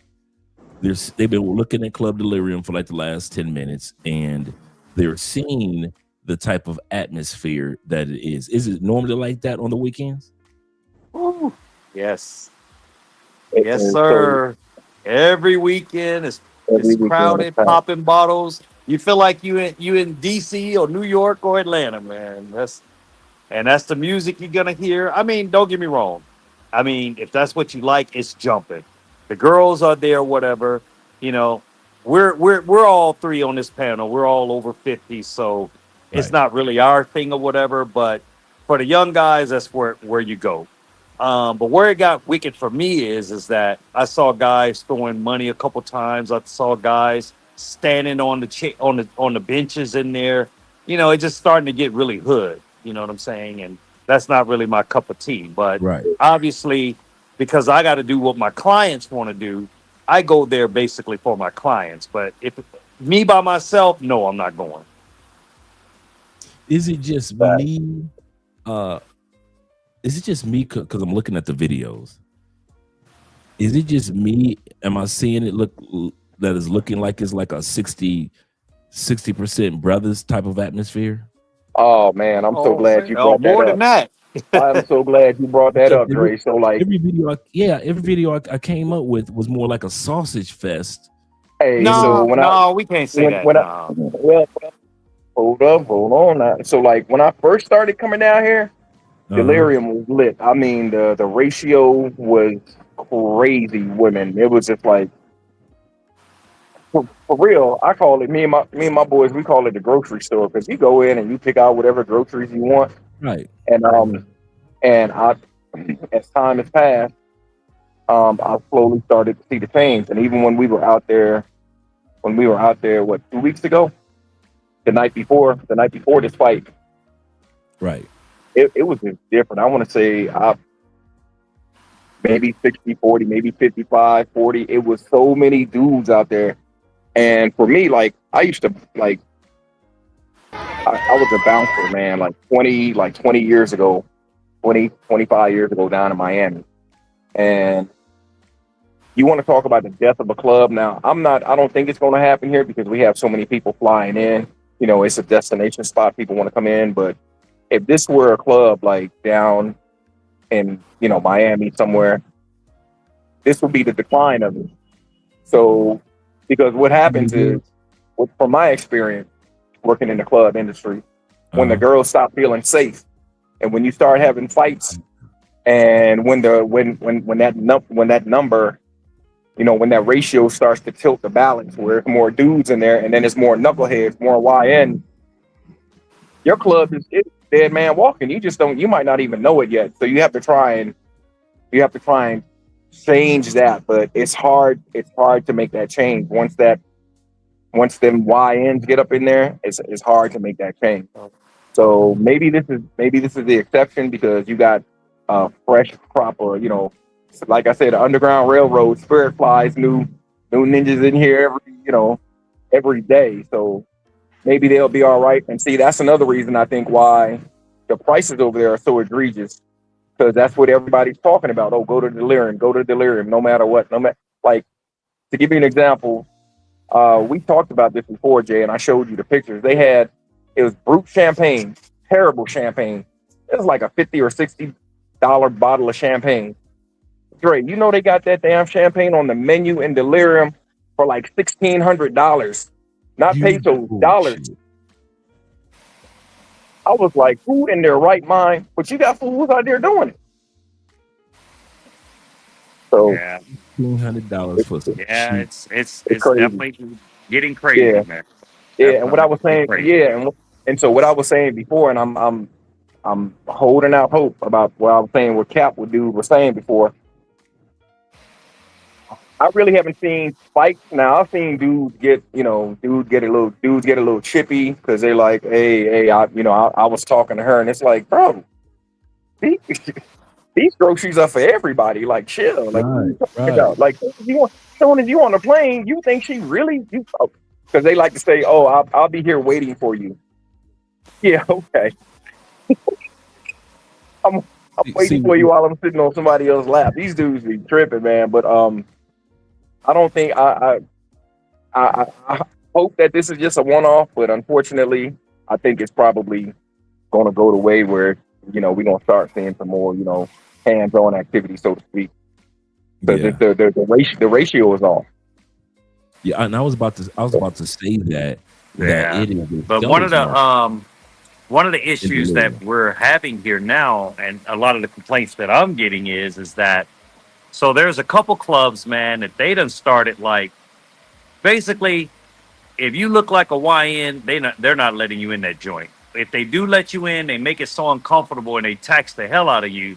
They say, oh, you got to get a table. Well, when I walk in or an older gentleman walk in and look like they got some sense, we could just go buy a one beer and we're good.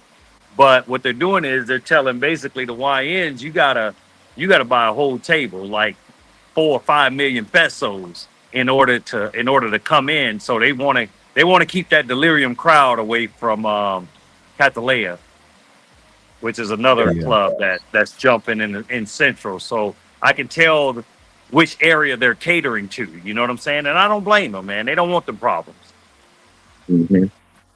Is it because what I'm seeing in Delirium, they say that they play all type of music, but most of the when I was on their Instagram and grabbing these videos, most of the music was either Afro beats or hip hop or R&B that draws these type of crowds to them. Am I correct? Man, you are correct. Them dudes ain't changed that damn playlist in like 4 years, man. Wow. Yeah, I have heard some when I was, like I said, I turned the volume down on this, copyright strikes and all that. But you're absolutely correct. I was hearing some songs, man, that came out like in the early 2000s and late 90s type of songs. Even though they're nostalgic, it's kind of like, you're hearing some old hip hop. You're like, oh, okay.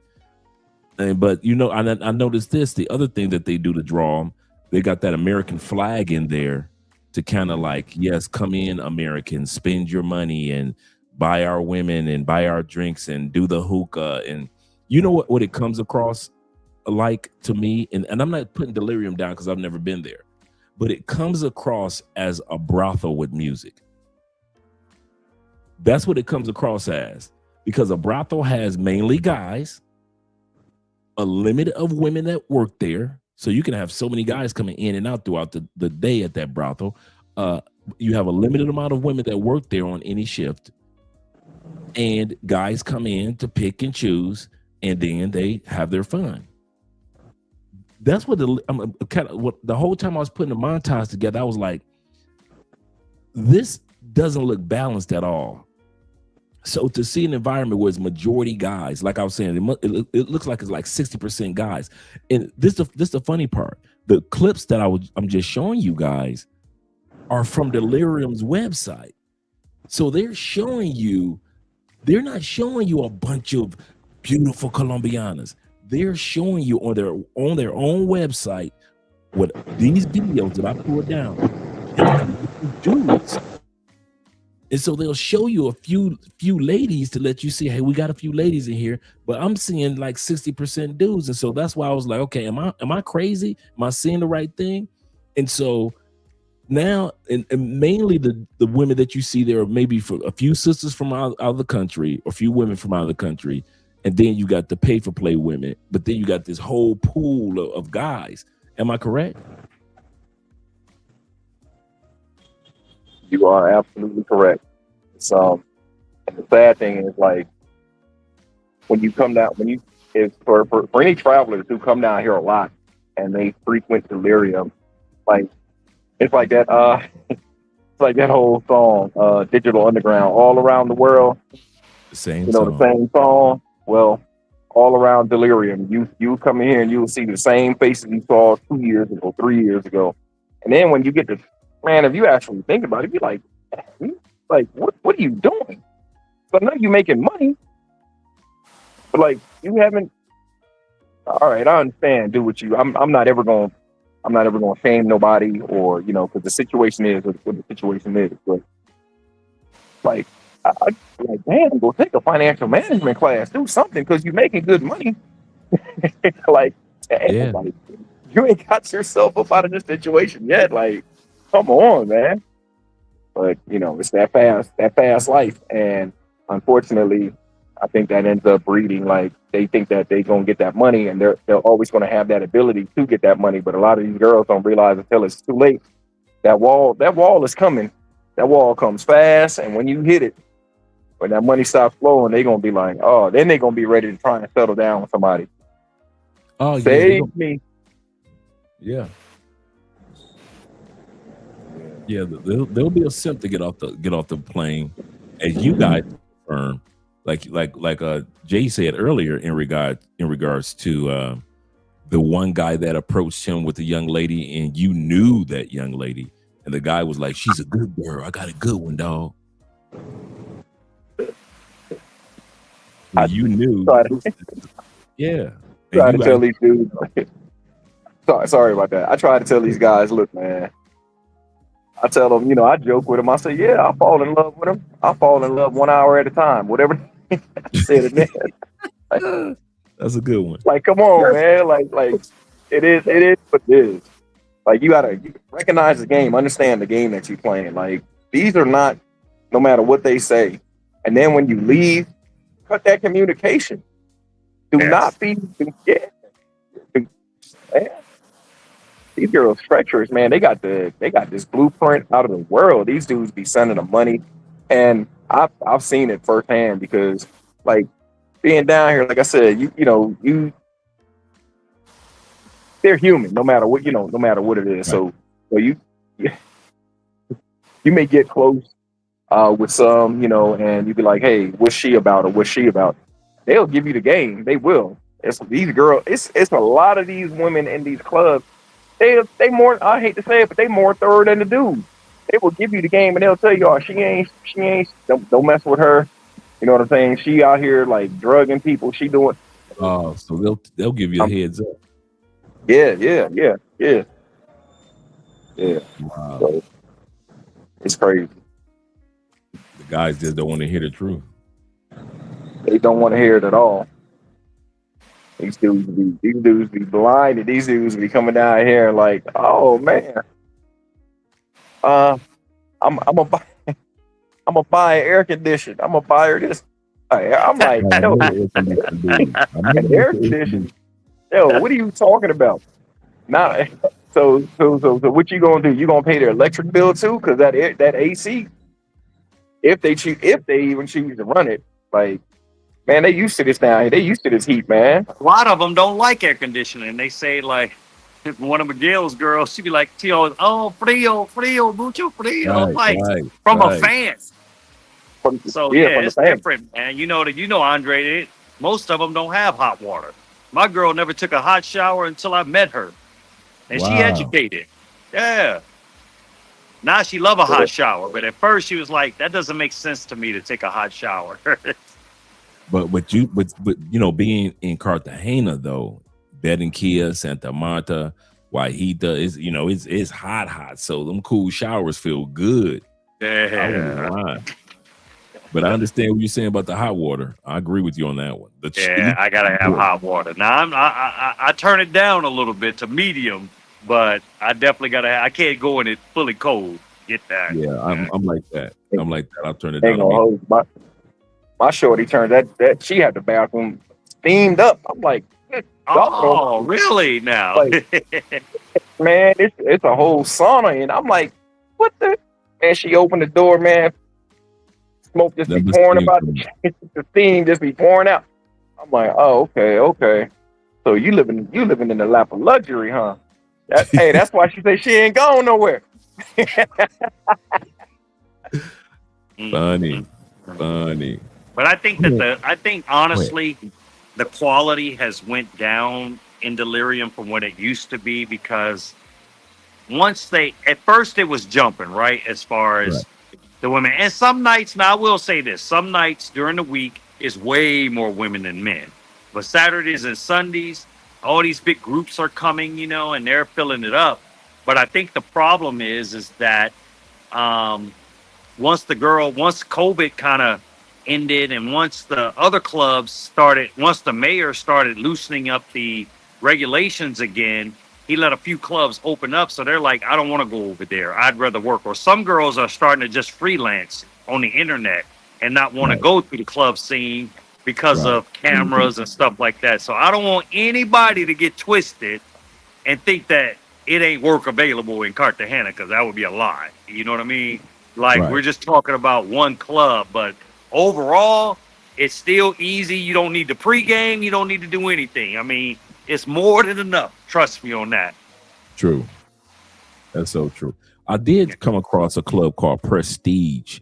Have you guys heard anything about that one? I heard of Pretexto. It's one called Pretexto. That's actually owned by Delirium. It's a smaller club in the Wall City. Okay. Yeah. It's the rest of them are kind of mixed up from local tourists, and not locals, but tourists, but of all colors or everybody, and they play a wide variety of music.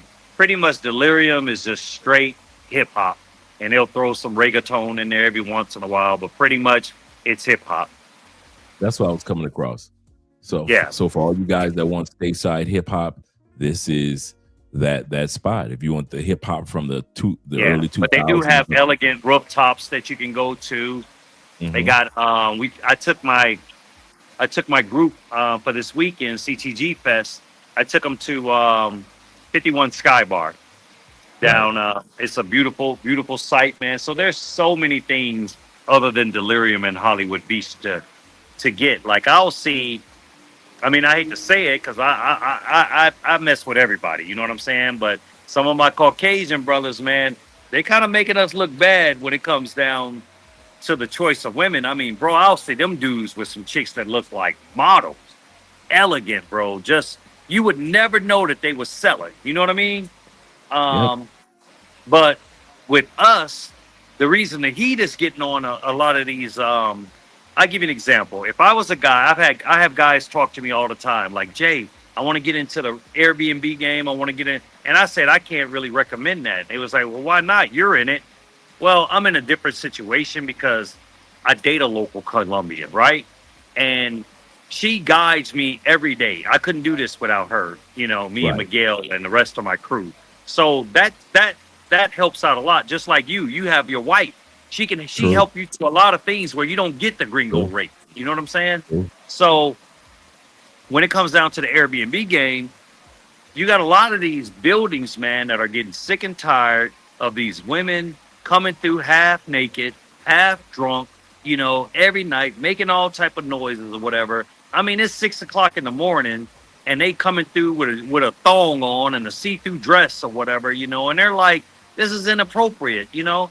I mean, man, they couldn't ask me to be one of them PIMPs, man. I tell them, hey, dress like a college woman.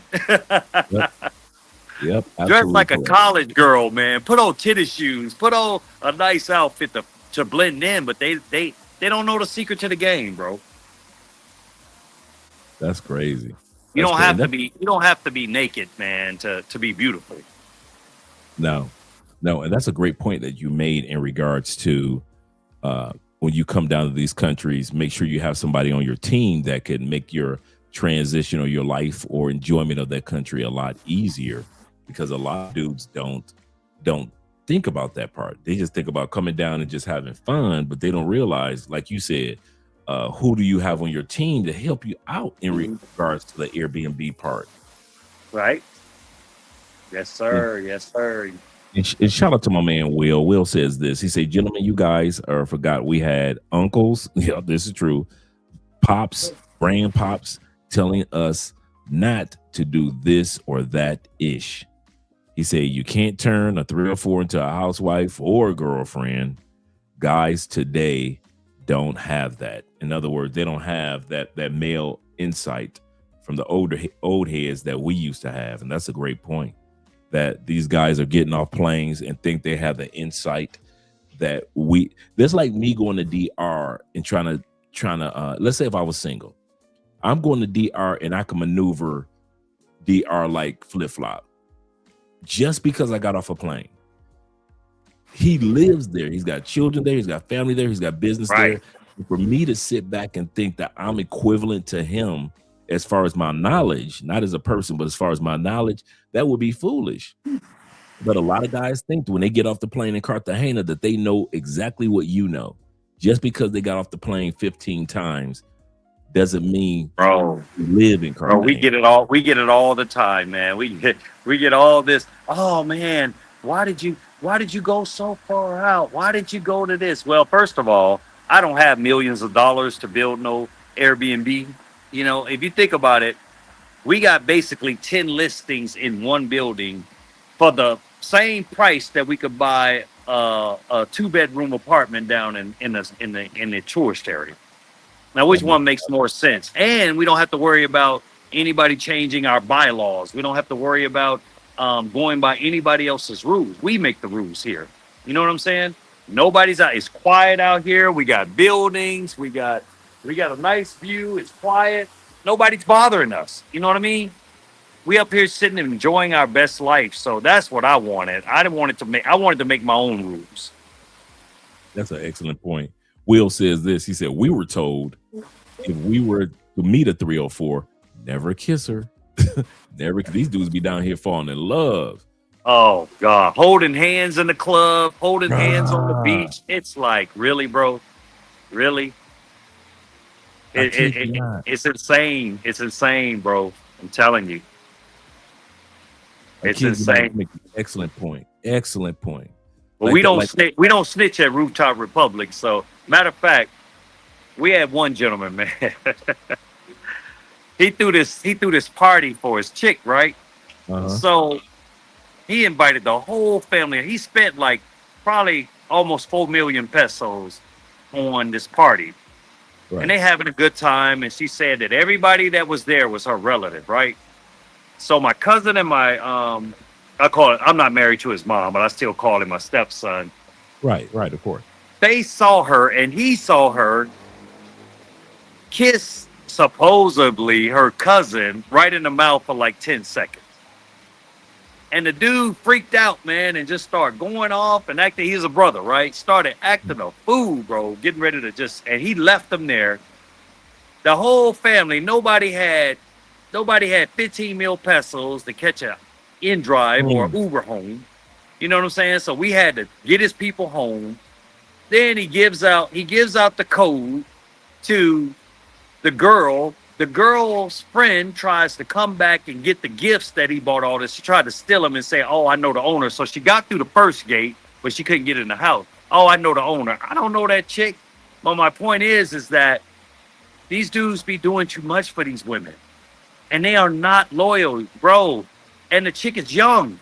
She's just turned 21. And he 40, but he getting upset. She acting like a 21-year-old or 20-year-old. So stop it. And I find that we got cases here like that where guys from the States come down and the woman is 21, 22, 23, and she acts like, you know, I'm not saying that she acts negative, but I'm saying she's acting her age in many cases. And a lot of guys don't realize that, okay, she's in her 20s, so therefore she's going to act like she's in her 20s. That's why I often tell guys, I say, if you're going to get a young woman, make sure she's got an old soul. Get you an old soul woman that look like and act like she's been here before. That's the only way Andre and I can work out, is because she has such an old soul to be such a young person. But to be with somebody that's 22, 23, and they literally act their age, I couldn't do it. It's just too frustrating. And you guys were absolutely correct. The guys are just paying a little bit too much. He said getting mad over $1,000 USD while abroad. That's wild. I can't hear it. Yeah, it's wild. So Jay said his volume. Yeah, hey, sorry to cut you off. Yeah, Jay said his volume was acting up, so we got to wait for a minute. Okay, cool. But you guys are absolutely correct. I'm starting to see the pay-for-play world become too emotional, emotion-driven instead of transaction-driven. These dudes are falling in love. These dudes are falling in like. These dudes are brawling and getting disagreements about pay-for-play. I can't believe he's on her lap. I mean, she's on his lap. She was on my lap last week. It's just becoming too much of an emotional pool instead of just realizing it's transactional. Okay, he got her this week or this day. No problem. I'll get with her tomorrow. But they don't think like that anymore. Facts. Yeah, and I think that's where it's coming to, man. I think that's what I see. I hope it doesn't. I hope I'm wrong, but I've seen it too many times before, and I think that's exactly where, unfortunately, I think we're gonna see some more situations like we had 2 weeks ago. But these dudes, it's like you said, man, these dudes are like, hey, well, she told me te amo, papi. Seriously, papacito. Yeah. I met her parents. She let me talk to abuela. These dudes be crashing out, man. They don't realize the whole family be in on the caper. Bro, like, Pastor, if you don't preach again, say it again. The whole family be in on it. The whole family be in on it. The whole family. These dudes don't realize they're not just getting hustled by the shorty. The dude they be getting mad because they get hustled by the shorty, but they don't realize her mama and daddy and grandmama was all in on it. I've literally, because a lot of times this is what happen. Guys will get got so many times to where they finally reach out to me and Andre and they be like, okay, how do I do this right? Because I've gotten 3-4 times and I'm trying to do this thing right. And I like being in Colombia and I want to meet a good one. So they'll reach out to me and Andrea and we'll talk to them. And the crazy part is how many times we've heard the story where the mom and the dad were all in on it. They will smile in your face. They will make you write beans and rice and arepas. And you're sitting back, not realizing that you're being fed for the slaughter. Mm-hmm. I've seen mom and dad come up on you dudes to where they'll tell the daughter, make sure that you get 500 USD from him because this month we need to pay on this, that, and that. And you guys will go to Western Union and you will send that 500. And you're thinking you're sending it to her, but you are vicariously sending it to the family, to the mom, the grandma, even if they ain't got no kids. You guys are sending this. Yeah, you out here supporting a whole nother family. You don't even know it. Man, yeah. This the funny part. You're sending more money than her dad makes in a month. Her dad has to work a month to get at least 2/3 of what you're sending her when you go to Western Union online and you send her money. And a lot of guys don't realize that this dealing with these beautiful bottom feeders, like I call them, beautiful, but they're bottom feeders.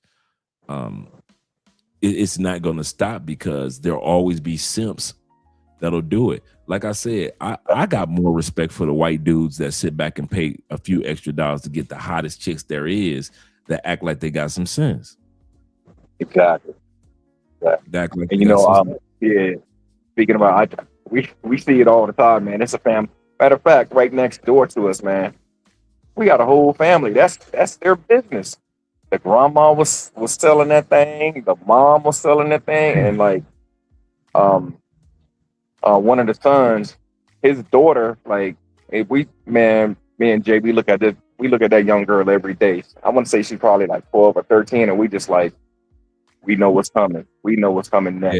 She's a pretty little girl, but it's just like, oh my God, we hate it for her, because it's like, yo, you were born to the wrong family. Wrong family. Yeah, it's just, I hate to say it, it's just a matter of time before she hop in the family business, because, like I said, even like all of their kids, even the sons was over there selling tail. It's like, what? Yeah, a whole family full of bros. Like, yo, this is wild. Yeah, and as a matter of fact, the grandma asked Jay, when we have our fest, she was like trying to get her nieces work, trying to get some of her other nieces work. She was like, hey, if you need girls to come over, just let me know.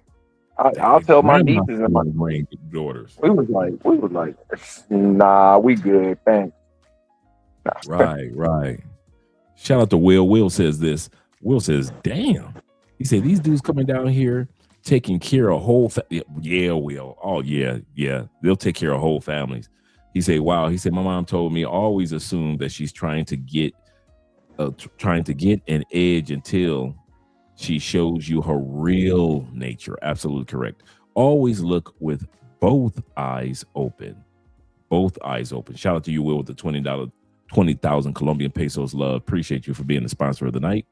Appreciate all you guys that's been supporting by way of PayPal, Cash App, and Super Chat. But yeah, a lot of guys don't realize that they go out to these spots and they fall in love. Because I said this before, Miguel, and you can confirm this.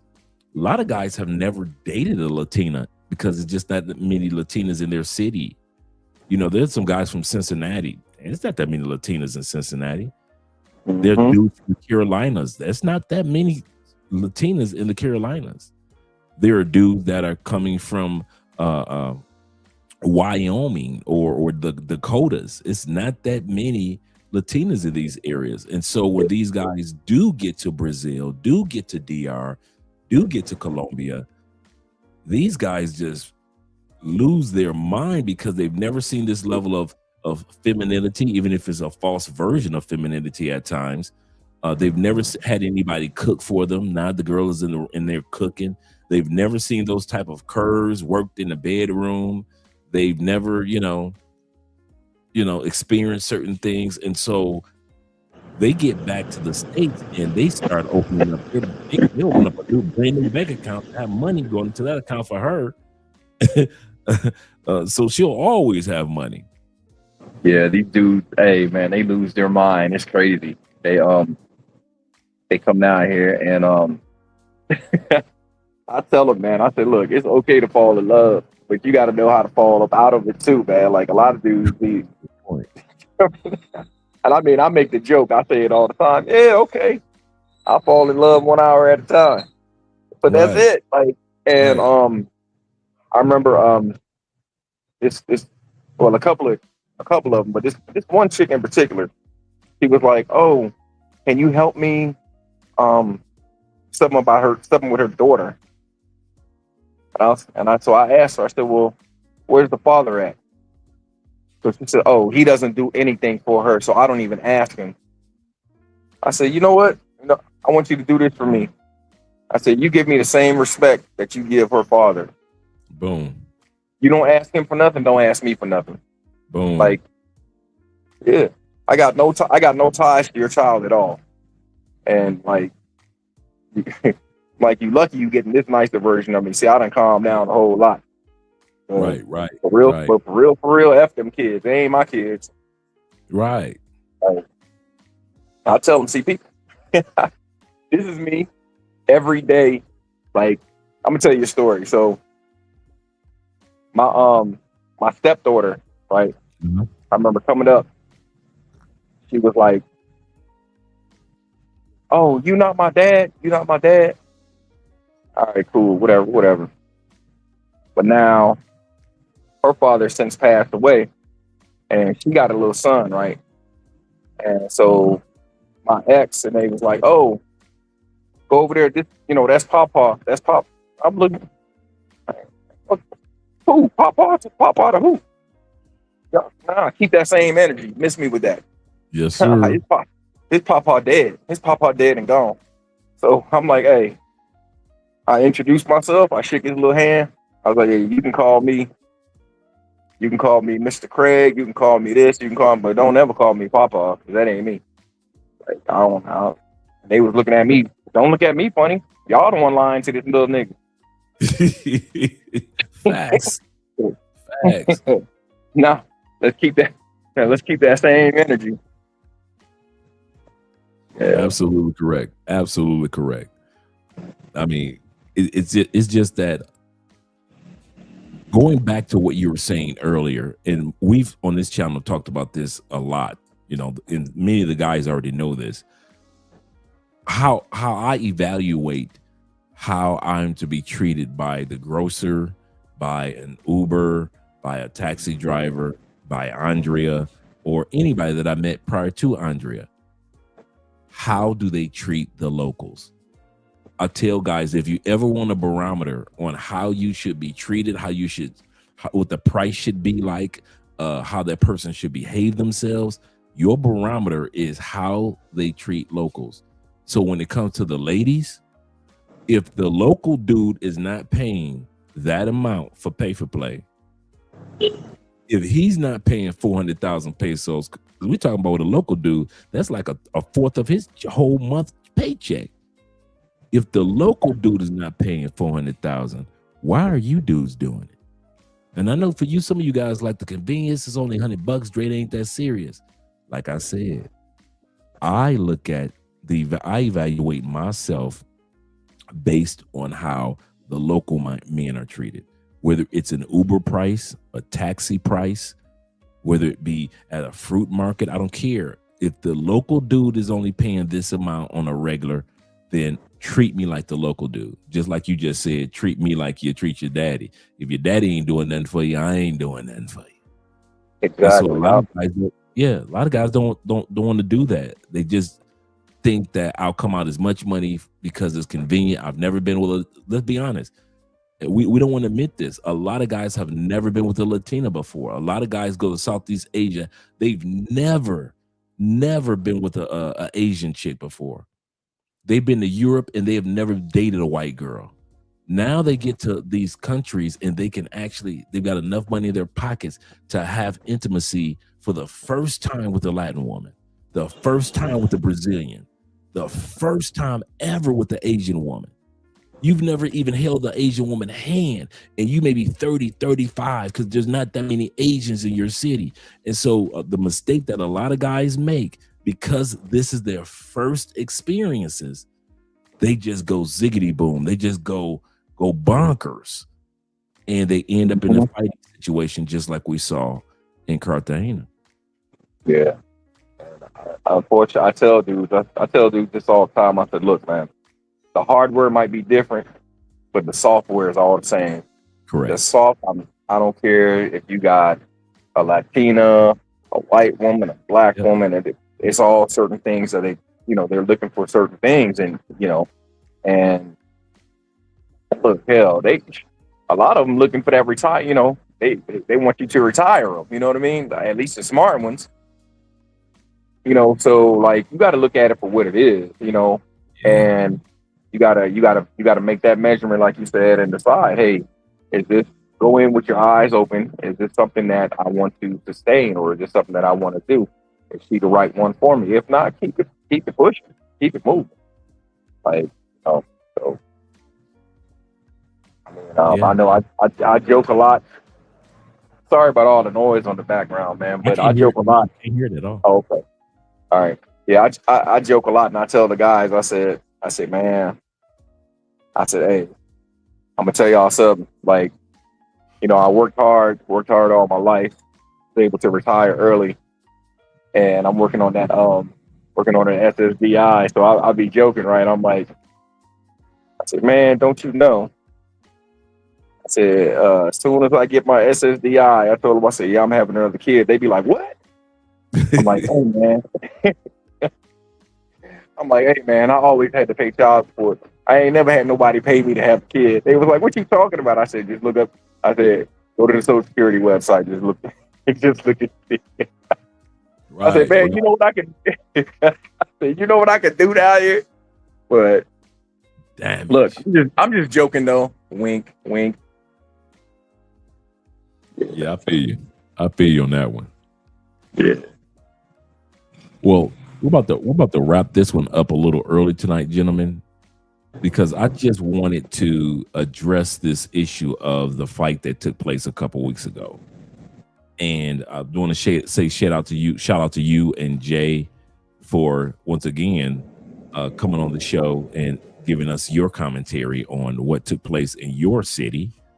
And also, but I do want to end it with tips of advice since you guys are here. I want to hear what you guys have to say. If you had 3 major tips that you would want to share with single dudes of something that that repetitively happens, and you're like, man, I wish I could get this, guys to realize these particular things.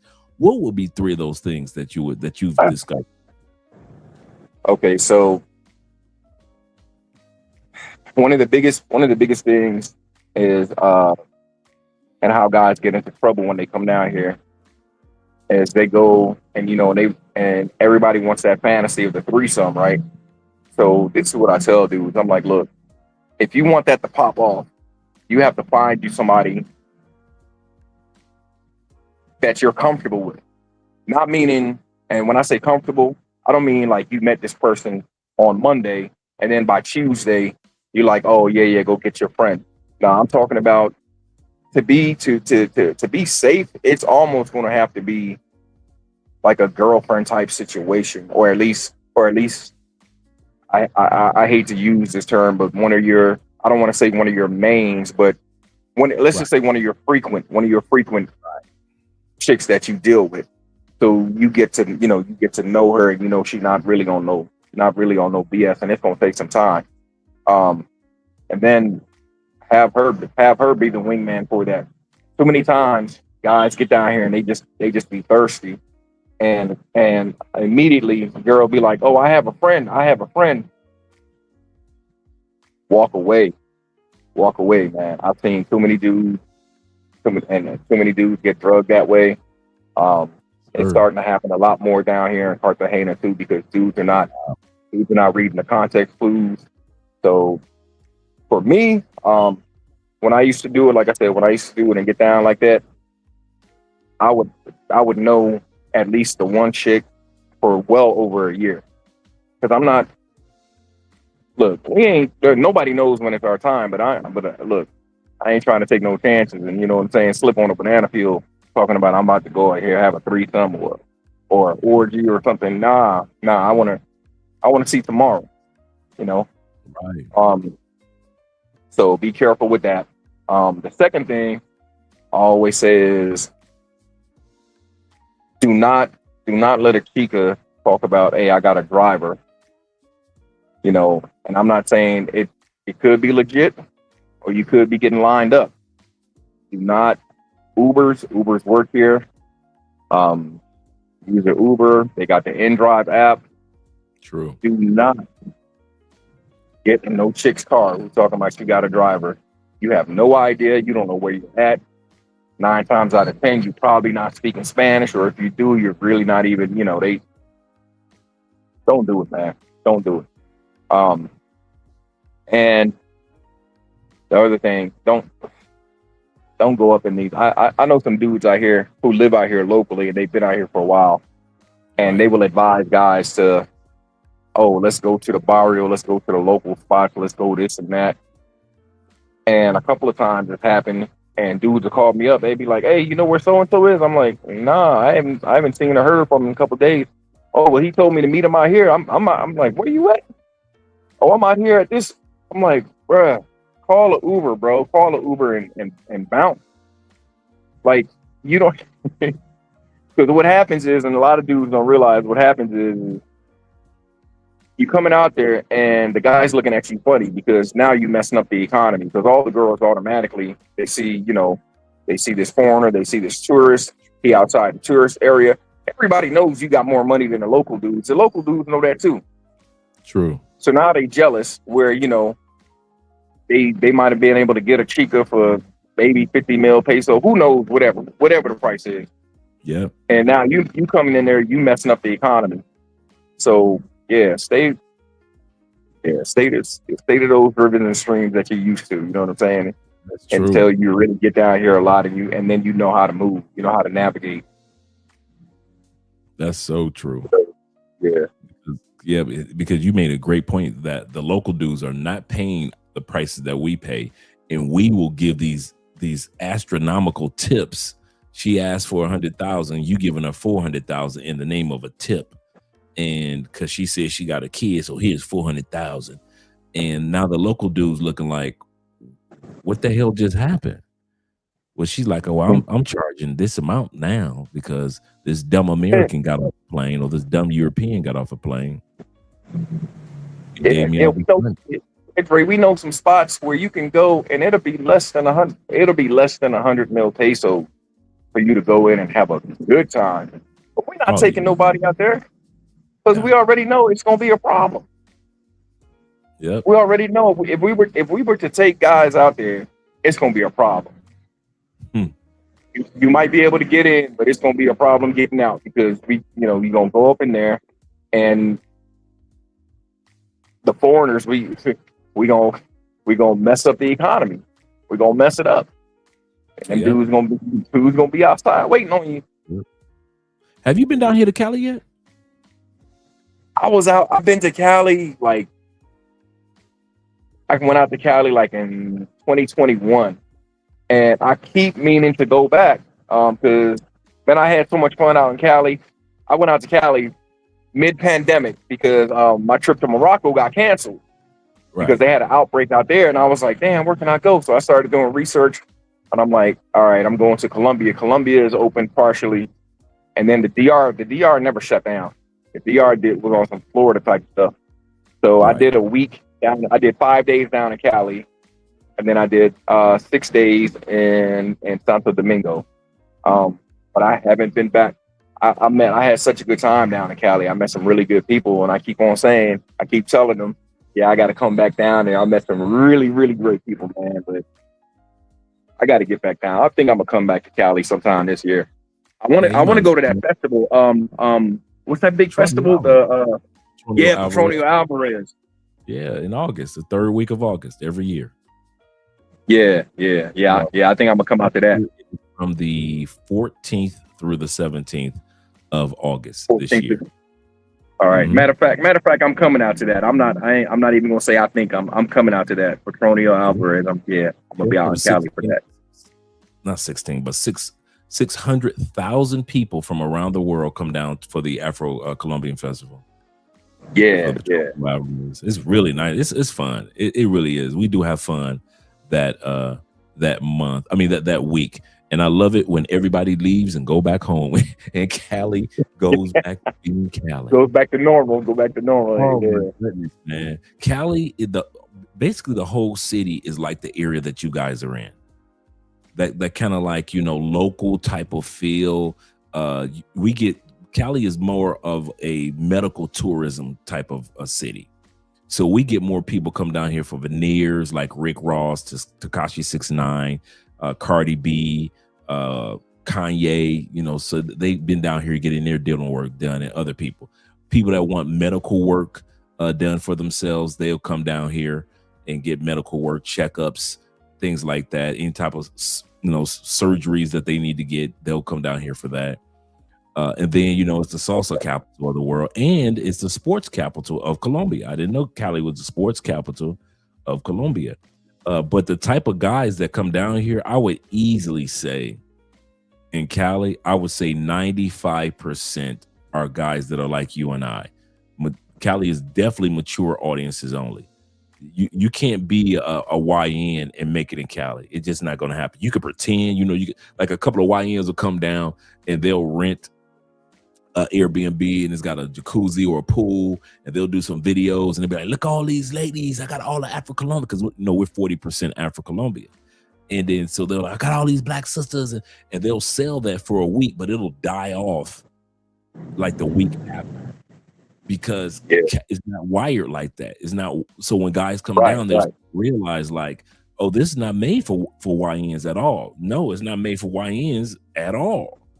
And so if you don't know where to go, if you don't know where the hostels are, I mean, not hostels, but brothels. If you don't know where the brothels are, the hookah spots, the gentlemen's clubs, if you don't know where they are and nobody tells you, there is no streets to go to. And I think that's probably one of the best things that ever happened to Cali.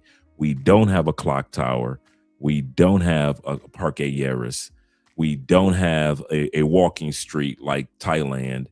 We don't have off the beach like Sosua. We don't have any of that. We're the third largest city in the country, and it is for mature audiences only. Not saying we don't have pay for play, but it's not set up like other cities have a spot that makes it a lot easy.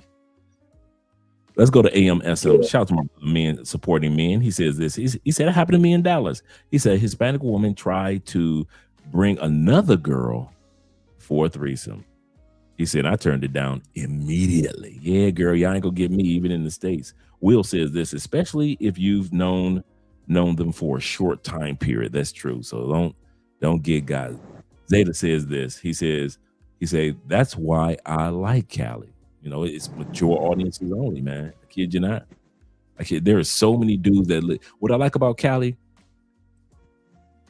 is a city where you can disappear and nobody has to worry about you, because you'll pop up 3 years later with a wife, kids, and a family. And I'll be like, when y'all have a shorty? Man, she 3, and then we got, she pregnant right now with our second one, dog.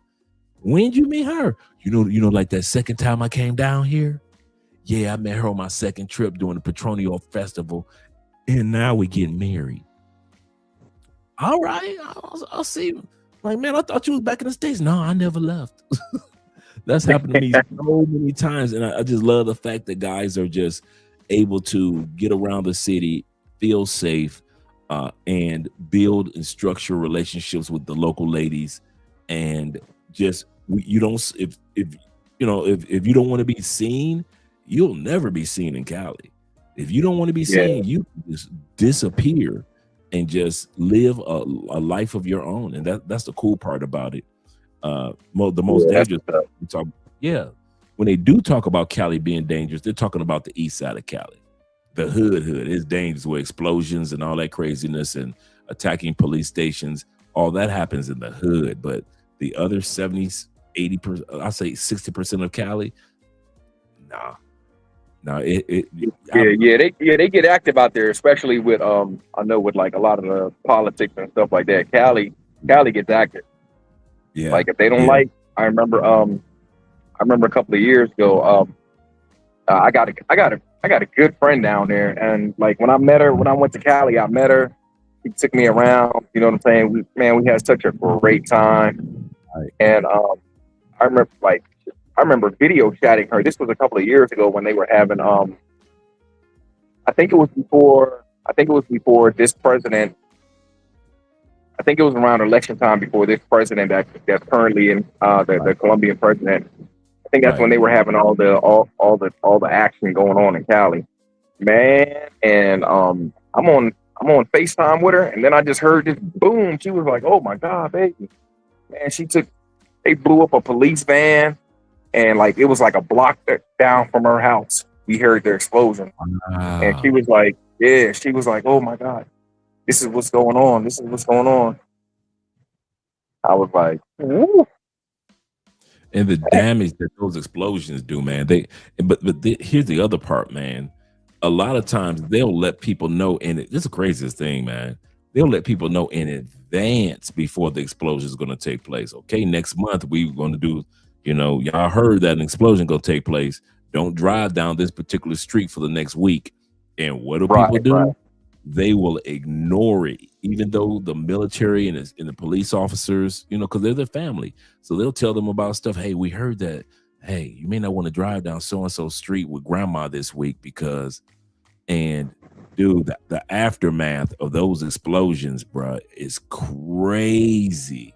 Like the last explosion with the truck, man, it destroyed buildings 2-3 blocks away. I mean, that explosion went back so far that everything on the side of it and on the right hand side and on the left hand side destroyed. And the explosion was supposed to destroy the military base that's in the heart of the city. And everybody's like, we don't know why y'all got a military base right in the heart of the city. And it didn't do any damage to that. But to all the businesses and all the people that were driving in the cars, man, the aftermath was crazy, bro. Wow. I mean, just bodies just twisted everywhere, man. And so, like, we're driving down the street, even on ours, even in our city, man. Our side of the city. I kid you not, it probably took us 6 months to trust a truck. Like, if you saw a truck, like one of them big delivery trucks, you can't. Everybody can like look at delivery trucks with a side eye. After that explosion, like for 6 months, do I really want to be right behind this truck, or do I really want to be near this truck? Let me kind of like bag up, drive a little slower. Yeah. I kid you not. Put some distance in between us. Every motorcycles was doing it. Everybody was giving any type of those little U-Haul van looking trucks. They were like, listen, you can pass me up. Go ahead. You can pass me up. Go ahead. Yeah. Seriously. Yeah, that's wild. I'm gonna tell you. So, like, go ahead. Sorry to cut you, but this is one of the things that I do love about Colombia. Like, people talk about, like, people who don't know. They be like, oh, Colombia is so dangerous. Colombia is dangerous. But this is what I do. This is one of the things that I do love. Like, Colombians can't stand thieves or people who, like, I'm telling you, I've seen them get active and in Medellin and also in Barranquilla. Like, they chased this thief down the road, and just normal people, like the police had to come and save this dude because they probably would have ended up killing him. So that's one thing that I do like about however you want to say it. Some people may be against the street justice, but like for all of the ill wills and all of the bad things that may happen, for the most part, the people here, they don't like the criminals either. So, so that's what I love about. That's one of the things I love about Colombia. And they will take some shit into their own hands in a minute. They're not even on the police. I think that Colombians don't get enough credit for street justice.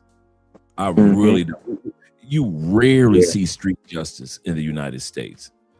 Colombia, all you got to do is go to Unseen Medellin, the Instagram page, Unseen Medellin.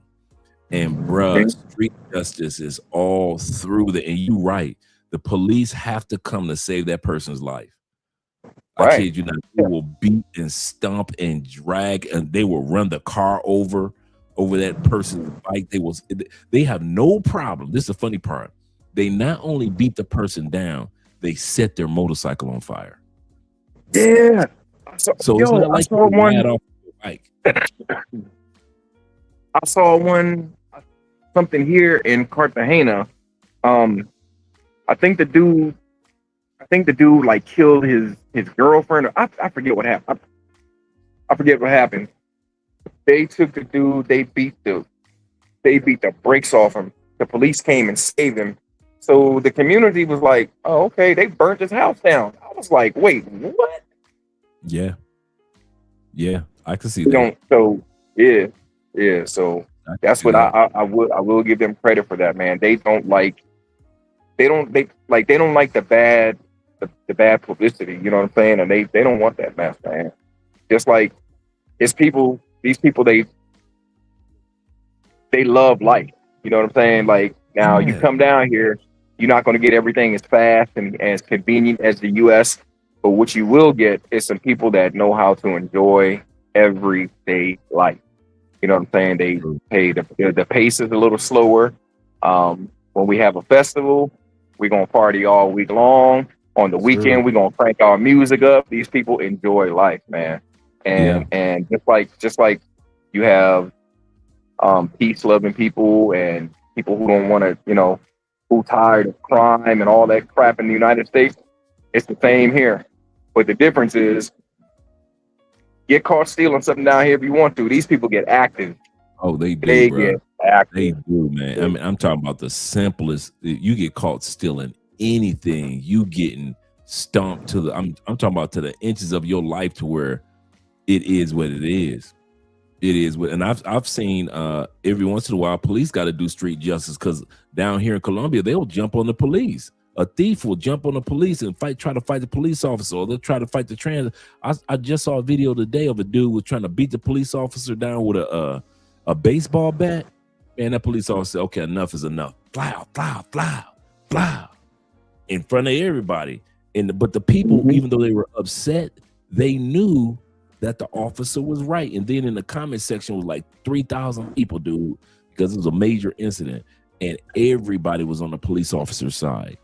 So when we say that street justice in Colombia is a thing, when you first come here, you hear about it, but you're like, okay, yeah, every once in a while, the crowd will help. No, it is very, very common here in Colombia to see street justice. It's very common. And I'm talking about people like my man Miguel said, they come out the woodworks. I'm talking about, you're thinking that it's a quiet neighborhood, nobody sees. That person snatches a woman's purse, everybody flying out. Everybody coming out. It's the craziest thing. I've never seen that in the States. You can lungs in the States, that's not gonna help. But here in Colombia, shoot. And this is why it's so sad to see so many men that came down for that event 2 weeks ago to go to Delirium end up in a fight. You flew like Jay said, you flew all these miles. I think it was you or Jay that said flew all these miles, thousands of miles, just to come to another country to fight like dogs. Right. And then that leaves that puts a stain. That puts a stain on everybody. I hate to say it. I mean, as much as we want to say, yeah, that's not us, but they're going to group all of us as one, and I hate that. I hate that. That's why I'm like, man, stay home. If you with that BS, man, stay home. Do you know the number one criticism my wife gets because of our marriage is not because of age gap, is not because of racial, because we're interracial couple. Miguel, the number one discrepancy that people have with my wife getting married is that she married one of those crazy Americans. Girl, I could never do that. That's crazy. Those Americans, they're crazy. No, I could not. A black man, they ain't got no problem with that. An older black man, they ain't got no problem with that. An American, because of our reputation to be violent towards each other in our own country, and now we're showcasing it in other countries. And so these women, so a lot of times these not to cut you off, Miguel, because you can confirm this, what I'm about to say, I'm going to let you speak in regards to this. Guys don't realize good women are vetting you just like you're vetting them. A lot of guys think they're coming down here and they're looking for a good woman and they're vetting her. Okay, she's one of the real ones. Not realizing the good ones in South America, Brazil, Peru, Argentina, the good ones are vetting you. because they don't trust you crazy Americans. We watch your news. We see what you do to each other. We see the mass deletions. You just had one in what was it? Andre was telling me today in Rhode Island. They shot up, they did a mass shooting in Rhode Island today. Today, I think yesterday there was one in Florida. I think 7 people in Florida I saw. But I don't. Crazy. But you're right. You're right. It's so crazy. I'm glad you brought that point up. I was born in the Bahamas, right? And I got moved to the U.S. when I was 8 years old. Became an American citizen. You know what? My shorty told me. She told me. She said, baby. She said, don't tell people you're American. She said, tell people you're from the Bahamas. And I was like, huh? I'm like, why? And she said, because Americans, she said the exact same, Americans are crazy. She said, Americans are crazy. Tell people she said, when you meet people, tell them you're from the Bahamas. Yeah. She said, it'll go a lot, she said everything will go a lot smoother because the Bahamas is, she said it's similar. She said like Costaina, you know what I mean? And she was just like, it's all Caribbean. So she said that people will gravitate towards you more. She said, don't tell them you're from the States. Tell them you're from the Bahamas. Wow. So, Choo-Choo was, okay. Yeah. Yeah, Choo-Choo was just telling us, he said the one in Rhode Island was dude, he deleted his ex-wife, his son, and then himself. So, and this is the news that's going out to the world that Americans are crazy.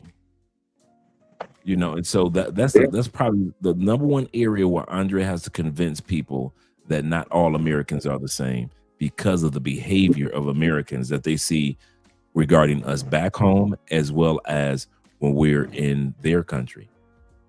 Right. Yep, that's the craziest thing. Yeah. Well, I'm glad that you and Jay had enough time to hang out with your boy for a couple of hours. Anytime, man. Anytime. Glad to share our perspective on things, and I'm always look forward to chopping it up with you, man. And it's been fun, and I'm definitely getting back out to Cali because I got to see. Like I've been around to a lot. I've been around to so many different cities, and different towns in Colombia, man. But Cali, I don't know why I haven't shown Cali more love, man. Now that I'm thinking about it, I'm kind of disappointed in myself. But I'm coming back to Cali this year. Come on down, man. I'm telling you, man. You love it, I'm coming man. back to Cali. Yeah, a lot of new infrastructure going on. Hey, now I gotta play. Now I gotta play the song "Going back to Cali." Cali, yes, sir. Yeah. Oh, yeah, but all right, bro, man. It's been fun, man. All right, it's been fun with you, man. Let me let you go, and you have a great evening. You and Jay. Tell Jay I said thanks again. All right, man. All right, chat. Take it easy. All right. Say what's up to the fam, Andrea, and everybody. Yes, sir. And check in with you another time, bro. Okay, cool. All right, peace. All right, that was good, man. That was good. And this right here, this is sad. He said he went and got a sex change while they were married. She didn't like it and got a divorce. He got mad, and then the deletion took place.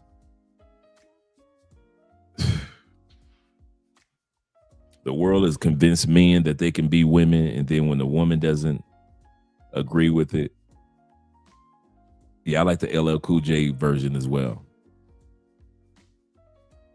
Yeah, that's crazy, man. That's real crazy. In Rhode Island. Well, I'm gonna let you guys go. Shout out to all 89 of you guys here. Tomorrow, be here tomorrow, guys. Oh yeah. Let me see if I got the thumbnail for this one. Let me see if I can pull the thumbnail up for this one. I already got this one already set up for us tomorrow. Yeah, this is going to be a good show tomorrow. Let me pull that thumbnail up. So if you guys want to be here for a really good show tomorrow and Friday show. Let me pull that thumbnail up for you guys to see. Blow that up real quick. And let me screen share that.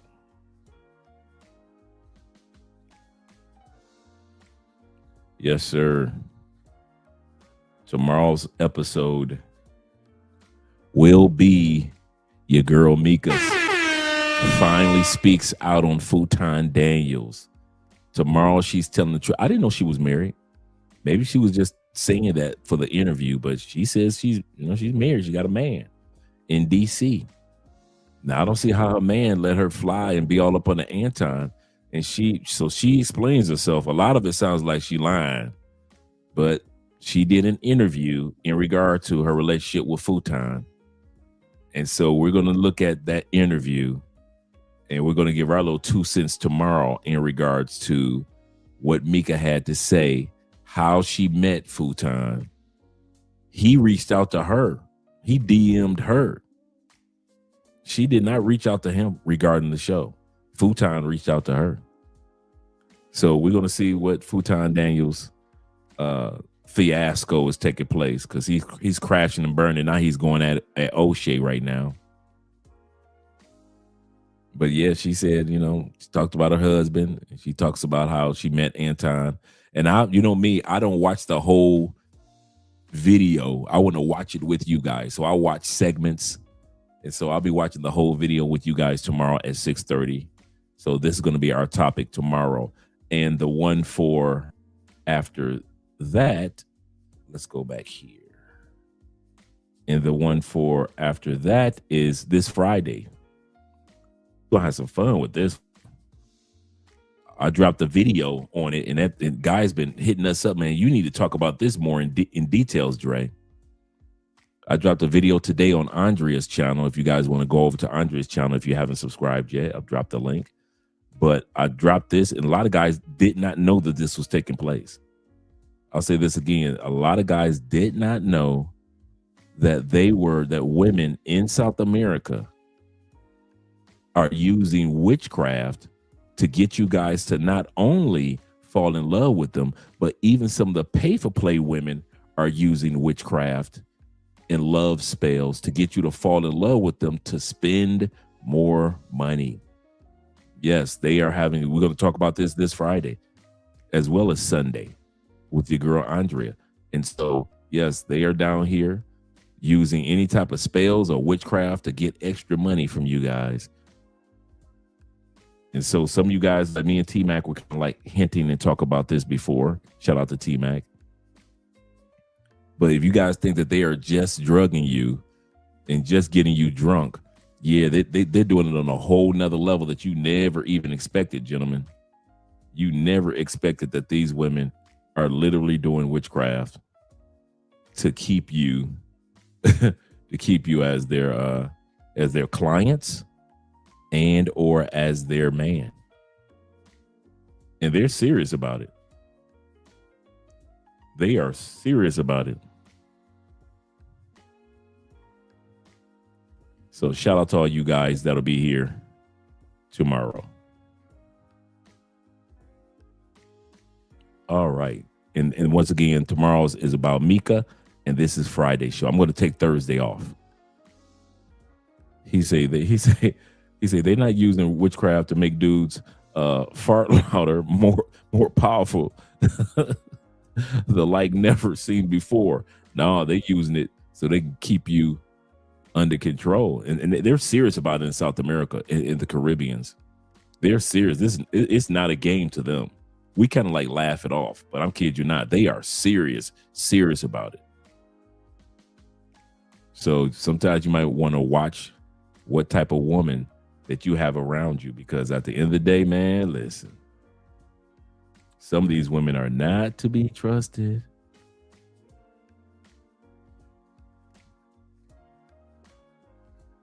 Yeah, they're not to be trusted. Let me pull up Andrea's channel real quick so you guys can go over there.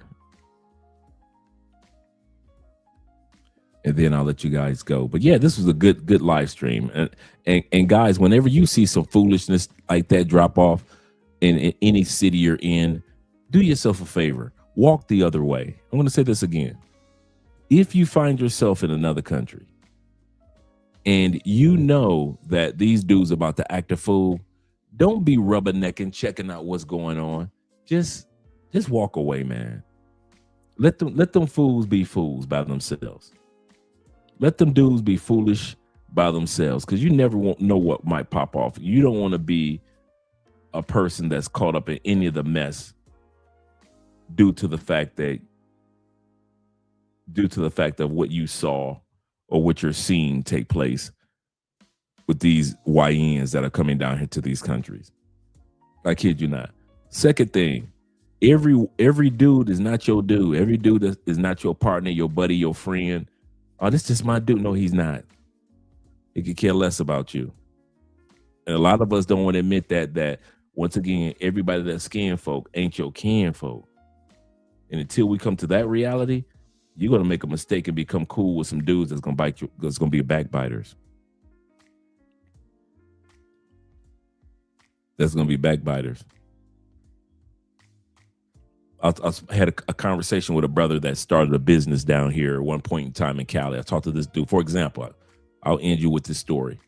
And make sure you guys subscribe to Andre's channel if you haven't already. And Andre's channels are back up. YouTube has been deleting channels like crazy. Now, fortunately, we don't fall up under the umbrella of what they were deleting channel, and Andre's channel doesn't. But just in case, subscribe to Andre's channel, because if anything ever happens to this channel again, at least we have Andre's channel that we can all still meet up on and still do our lives and do those live streams and everything as well. So make sure you subscribe to our channel. Good friend of mine, man, that I met a few years back, right? Started a business down here, very successful. Hired some brothers from the States, came down, they didn't have anything. And he made sure that they were well taken care of, right? Years later, one of the brothers not only quit working for this other brother, he stole almost 90% of this brother's clients. Just stole the whole database. Stole the database so he could start his own after the one brother helped him out. What's my point in saying that story? Because that's a true story. And it happened here in Colombia. Everybody that's your skin folk ain't your kin folk. There are dudes that you know that are smiling in your face all the time. They want to take your place. The backstabbers. All the time they want to take your place. You helped them get off the ground. They didn't have nothing. And you helped them build a career in the States. You helped them build a business here in Colombia. And then years later, they stole 90% of your clients. And you were a 7-figure brother. Now, fortunately, the brother who I'm talking about was able to get back on this, everything was able. In other words, he ended up years later getting back to that 7 figures that he was making with that particular business. But the fact that the person who was supposed to be one of his closest allies, whom he helped, stole 90%. In other words, all his database, his customer base. Crazy. He went from 250 clients that he had built up. And he said, I went to my database one day and it was only 8. Just think all the years you built up 250 faithful clients, put in all that work. And one day you go to your database, someone has cleaned it out and all you have left are 8. And you find out that it was one of your closest brothers that did it. So be careful out there, guys. I kid you not. I'm not here to share horror stories, but I'm here to let you guys know, just be careful. Continue to be you, in other words, because most of you guys are some great guys, man. So continue to be you. Shout out to all you guys that are supported by way of PayPal, Super Chat, as well as Cash Apps. And I look forward to seeing you, me, and mañana. Let me go ahead and do these outro videos for us. Get these outro videos, but we're gonna have some fun watching, hearing what Mika has to say.